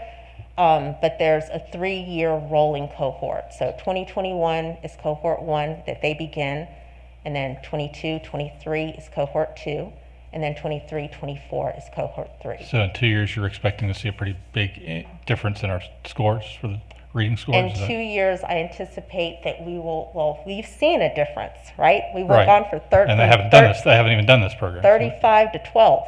Correct. Right, out of 115 districts. So we're doing really, really well. But we all understand that we can always get better. And so this is just a really, one of the markers that we always look at, Mr. Walter, is 3rd grade reading proficiency. Right. And taking a really strong look at actually how kids are learning how to read. We focused a lot on comprehension, but this is going back more to the basics of the foundational reading skills. Okay, thank you. You're welcome. Mr. Furr? No questions. Ms. Carpenter? Basically, they're saying, they're wanting to go back to phonics. Is that not kind of? Not necessarily. There's 5 components of reading. Phonics is just one of the 5. But phonics is one of the 5. That's we because they we focus typically a lot more on the comprehension piece and not so much on the other 4 components. So it's not just phonics. There are 5 components. And this training deals with all 5 of the components. But we're hoping to get all our teachers to elementary, you're saying, to basically do letters. Is that correct? Yes, ma'am, because all teachers are required to do it. And it will be tied eventually to their North Carolina licensure as well. Okay, thank you very much. Ms. Adcock? I don't have any questions or comments. Thank you. That was a great presentation. Thank you. I'm sorry, I have one more question. I truly want to understand, because we're asking teachers to do a lot, and I get that, right? So this is a part of their license. At some point will be a part of their license. How much personal time are we going to be asking of teachers to complete this? Or is this something that's going to be done during that instructional day where it'll take time away from them teaching? I hope I'm making sense. Yes, it is. You're making a lot of sense. So the first year is a maximum of 70 hours. But we've chunked it for them. Okay. So we have, about 25 or so hours will take place between January and May 31st. So I heard that earlier, but how? Where do they do that at? Do they do it during the instructional time, or do they do that on my Saturday or at the school time? So some of the time that they can do during the day, but of course teachers teach during the day. So some of the work does have to take place after school, has to take place on the weekends, has to take place on optional work days. So yes, there will be time that they have to spend that's outside of the normal work day. Now for next school year, this board was so kind to pass the calendar that has 3 early release days. So teachers will have the opportunity to do some of the work for year 2 on those early release days. But unfortunately, like I said, the way that we anticipated the rollout to happen is that we were hoping we were going to be able to start last summer, and we had stipends and all kinds of things built in for last summer, but it didn't get approved. So that's why we're kind of behind the 8 ball. So for the spring semester, there'll be approximately, like I said, I guess it's more like 25 to 30 hours that will be outside of a normal working day. And each teacher, we've asked principals to allow about 8 hours during the spring semester, during the school day, extended PLC meetings, things like that, for them to get some of that work done. But yes, it is out, which is a very heavy lift. We've been very intentional in taking some of the other professional development requirements that we normally have off of their plate, because we understand that it is a heavy lift. Thank you. You're welcome. Thank you. Thank you.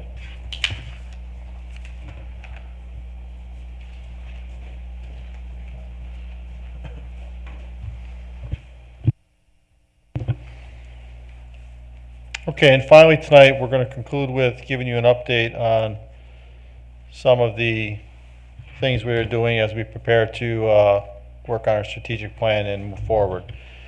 So in December, we're going to use 3 nationally benchmarked surveys from K-12 Insight. We're going to survey our students, our teachers, our staff, our parents, and our community. We're also going to reach out to the businesses in the area through the Chamber of Commerce and some other community groups to get the business input as well, so we can have some quantitative data on what our community and what our stakeholders are saying about the Cabarrus County school system. So that will take place within the next month. Dr. Probst is leading that, and we have engaged K-12 Insight, and we are previewing and reviewing their surveys, and we are looking at the questions, and we have sat down as a cabinet and kind of discussed this in a very short meeting, I would say, but our cabinet understands clearly the intention of where we're going with this, and we have asked them to take a look at the surveys and provide us with some feedback or ask any other questions in addition to what the surveys are providing that could be specific to the Cabarrus County school system. In the next week, I believe it's November 30th, which is next Wednesday, we have a pre-K-12 administrative meeting, so we're going to roll this out to our principals as well and get some of their input. At that meeting, we're also going to go over a qualitative exercise where we can analyze or get some feedback. I shouldn't say analyze, it's the wrong word, where we can ask our administrative team what they view as the strengths and weaknesses of the Cabarrus County school system, and also a final visionary question as to what they perceive or what they want the district to look like in, say, 3 or 5 years, based on what those strengths and weaknesses reveal from their qualitative input. They will then take that back to the teachers, and over the next month or so, or 6 weeks, they will do the same exercise with their teachers, so that it's collaborative in the sense that we get feedback from the teachers across the district. So all of our principals will engage in that same exercise with their teachers. And that'll take place over the next 4 to 6 weeks. There will be a community-focused data group collection that Dr. Probst will lead. And then when we get to the January board retreat on the 22nd, what we're going to have is I'll have a summation of some entry plan data that I have. We will also have the quantitative results of the surveys for the board to take a look at. And then we will also have the feedback from all of the administrators and teachers that they provided on what they believe the strengths and weaknesses of the district are and things that we need to work on moving forward. So we're going to present that to the board on the 22nd. From that point on, we're going to ask the board to take a look at it, give us some input and some feedback as well.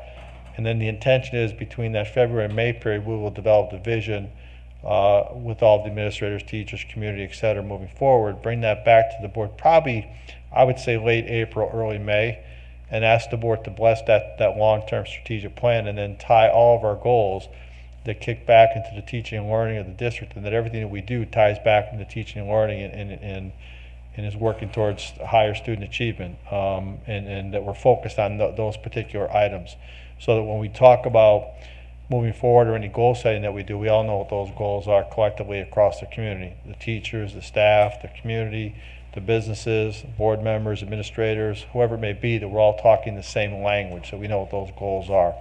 And as I said, we'll definitely report that out to you over the next couple of months. There's some things you should be looking forward to seeing and participating in. Before I ask you if you have any questions or inputs or things that we haven't covered this evening or questions you may have, I'd ask Dr. Probst to maybe step up and cover or just give a synopsis too from her perspective, because she is the person that I'm working with to lead this initiative. Dr. Probst? Madam Chair, board members, gosh, it's nice to be back up here. It's good to see you all. I'd like to say that I want to focus purposely tonight on the surveys. It's so important for us to get the feedback. I'm listening to your comments tonight from teachers and staff, so I just want to really go into the teacher and staff survey for you.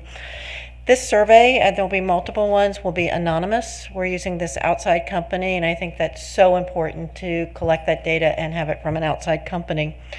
The first survey will be on school quality. So these are the types of things that teachers and other staff members will be asked. They'll be asked specific questions on supervisors, support, opportunities for growth, making sure that they understand the district mission and vision, do they? Respect and fairness with the workplace, communication and trust. There will be an open-ended question, and an open question might sound like this: how might we improve your experience in Cabarrus County Schools? Because we're all about improving that experience and growth. For employee engagement, we're going to talk about things, ask them questions about what motivates them. Support from the school district, support from their schools, support from school leadership.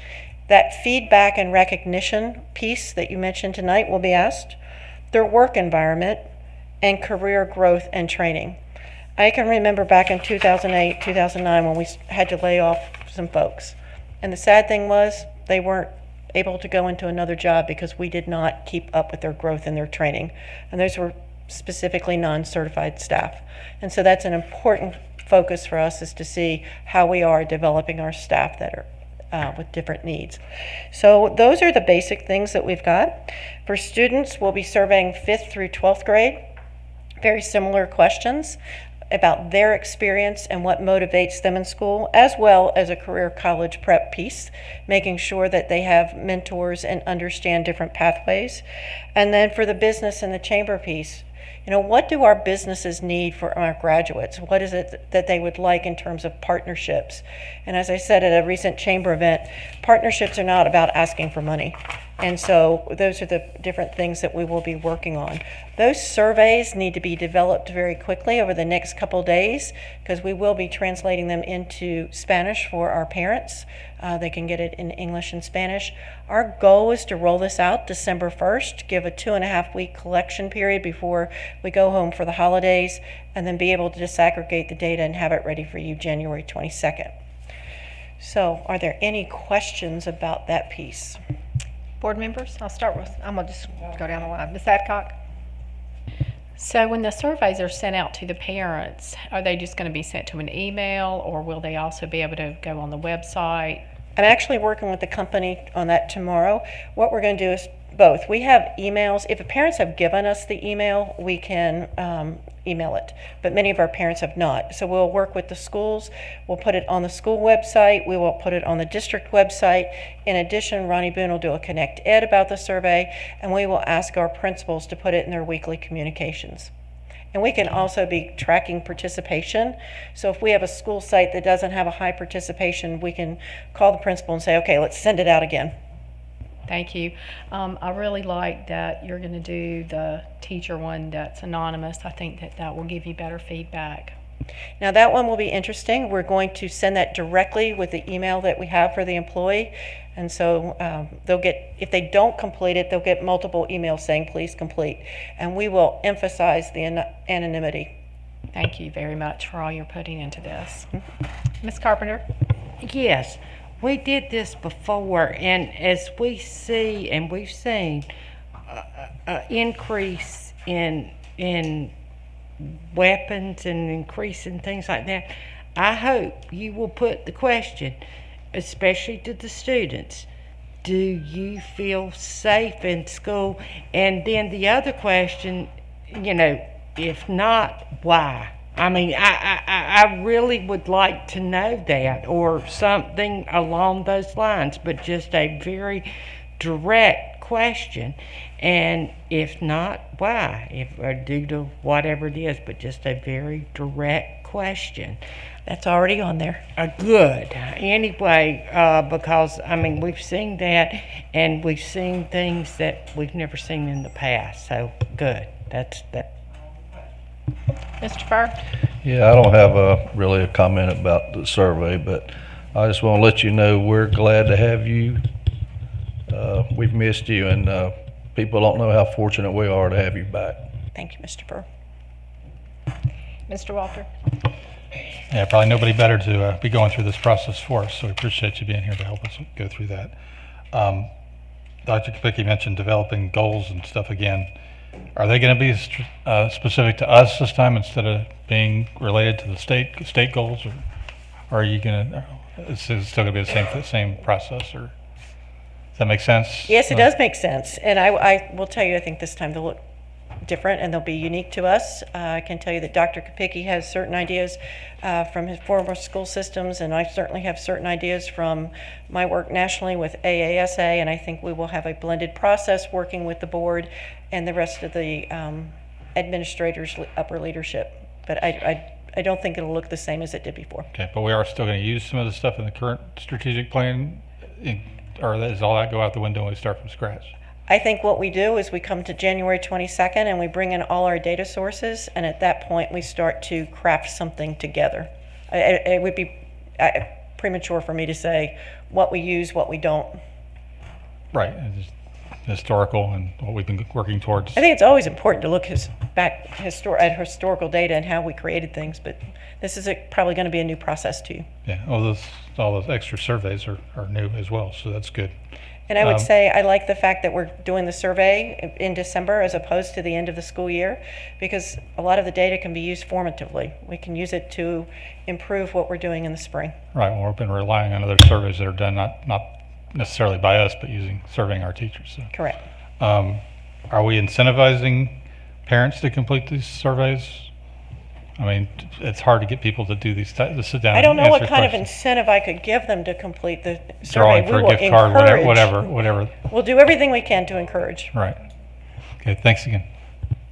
Ms. Blackwell? I just want to echo what Mr. First said. We definitely missed you. We missed your energy. I'm looking forward to all of the new things that you are going to bring to us and your expertise. So welcome back. We're really glad to have you. Thank you. Ms. Sandage? So I appreciate this. This is very refreshing. The first question I had was it anonymous? I'm a social worker, and anonymity is so important. The other question I had was about modes of communication. So we've got folks that don't have emails. We have folks that don't read their mail.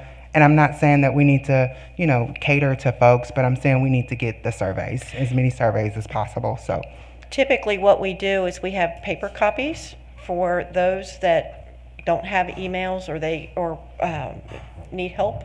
Of course, that's difficult with the anonymity on that if you're helping someone complete it, but we do sometimes on a desk have those for pickup. We also have a computer station at the front of the school where we can help someone get on and take the survey. Some of the schools, of course it's pre-COVID, used to do school nights where there would be invite families in to take the survey, but those are some other areas that we can do. what about the person that cannot read or write? How do they complete this survey? I think we would be able to say, please call the district office and we will support you and ask you to come on in and we'll help you ask you the questions. And just like we do for sometimes students when we're taking end of grade or EOC tests that need the extra assistance, we could read the question and they could give us the answer. Thank you. And just for the viewing audience, come with the problems, because we are saying that we want to get it right. But if you have solutions, don't be afraid to write those solutions down, because that's where we need help at. The survey will be, the nationally benchmarked surveys are quantitative.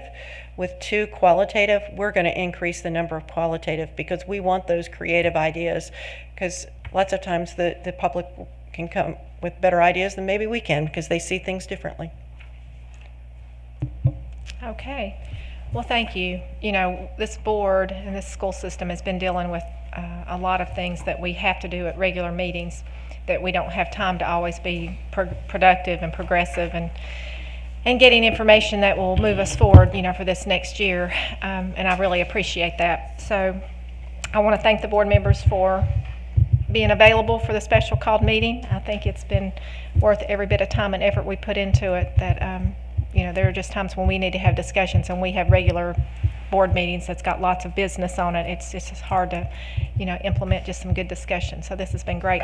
For those of you that have not submitted your 3 information pieces for the retreat, if you'll do so, that will be great. I want to continue to get that to Dr. Probst and make sure that the staff is ready for what we need to put together for the retreat.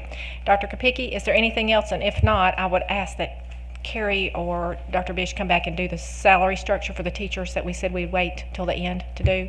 I think it's important that I'm not even sure sometimes if teachers understand the salary structure and how they're paid and how that's set at the state Shall level. Ms. Cox speak to that before we close? That sounds great. Thank you.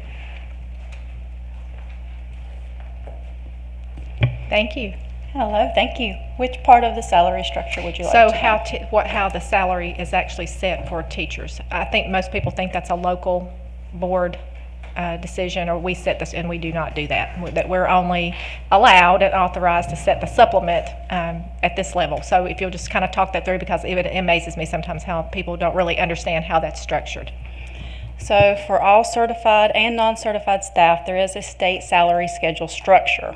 It can be found on the DPI's website, and it is basically for certified staff. I'll start with.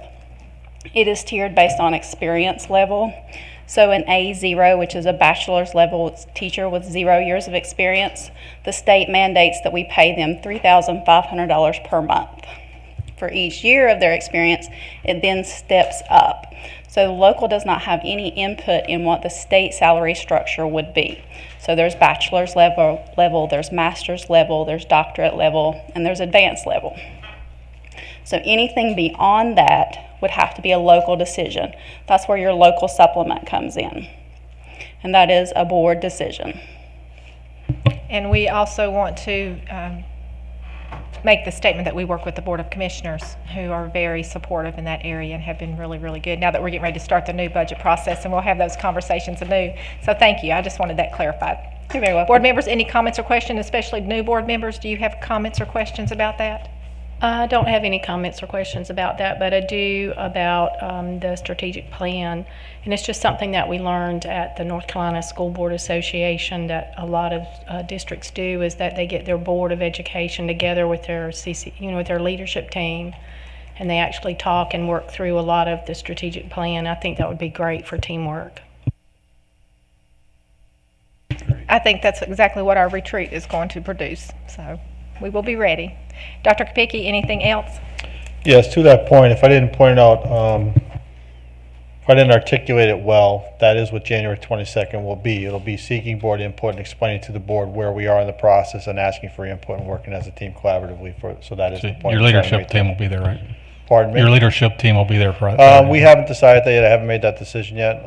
But I'll keep the board up to date on that. I will have leadership input. I do not believe that it'll be necessary to bring the entire leadership team in on a Saturday to do that. I think that's more important that I work with the board. I will have all the information from the leadership team available to you. We have a pretty extensive and a pretty well-prepared presentation ready to go for January 22nd.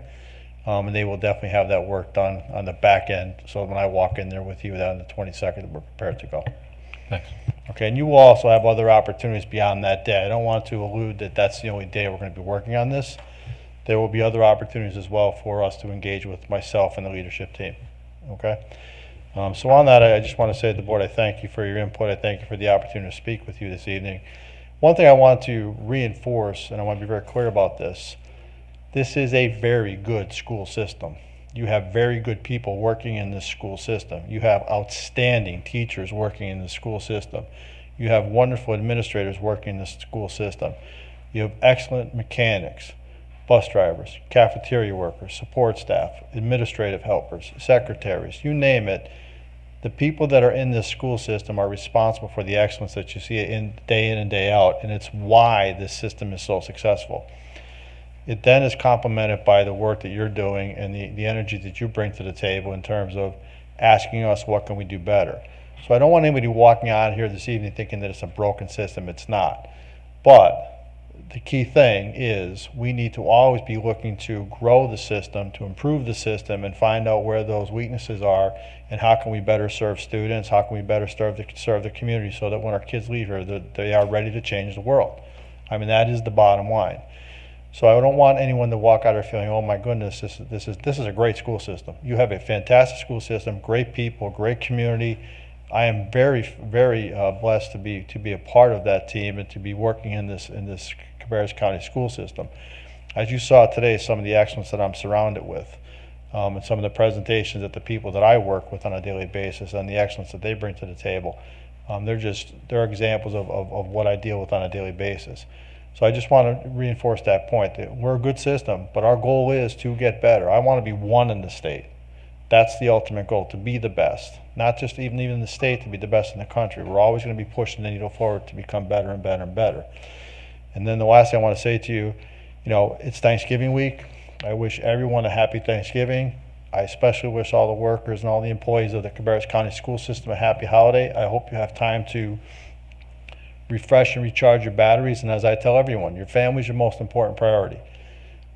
When you go and you leave here for a couple of days, go and spend that time with your family. Don't worry about the system. The system will be here when you come back on Monday, and we'll have a ton of work to continue to do, and have no doubt. But please enjoy your families. Please take the time to recharge your batteries and to refresh and reflect on the things you need to, and spend time with your family.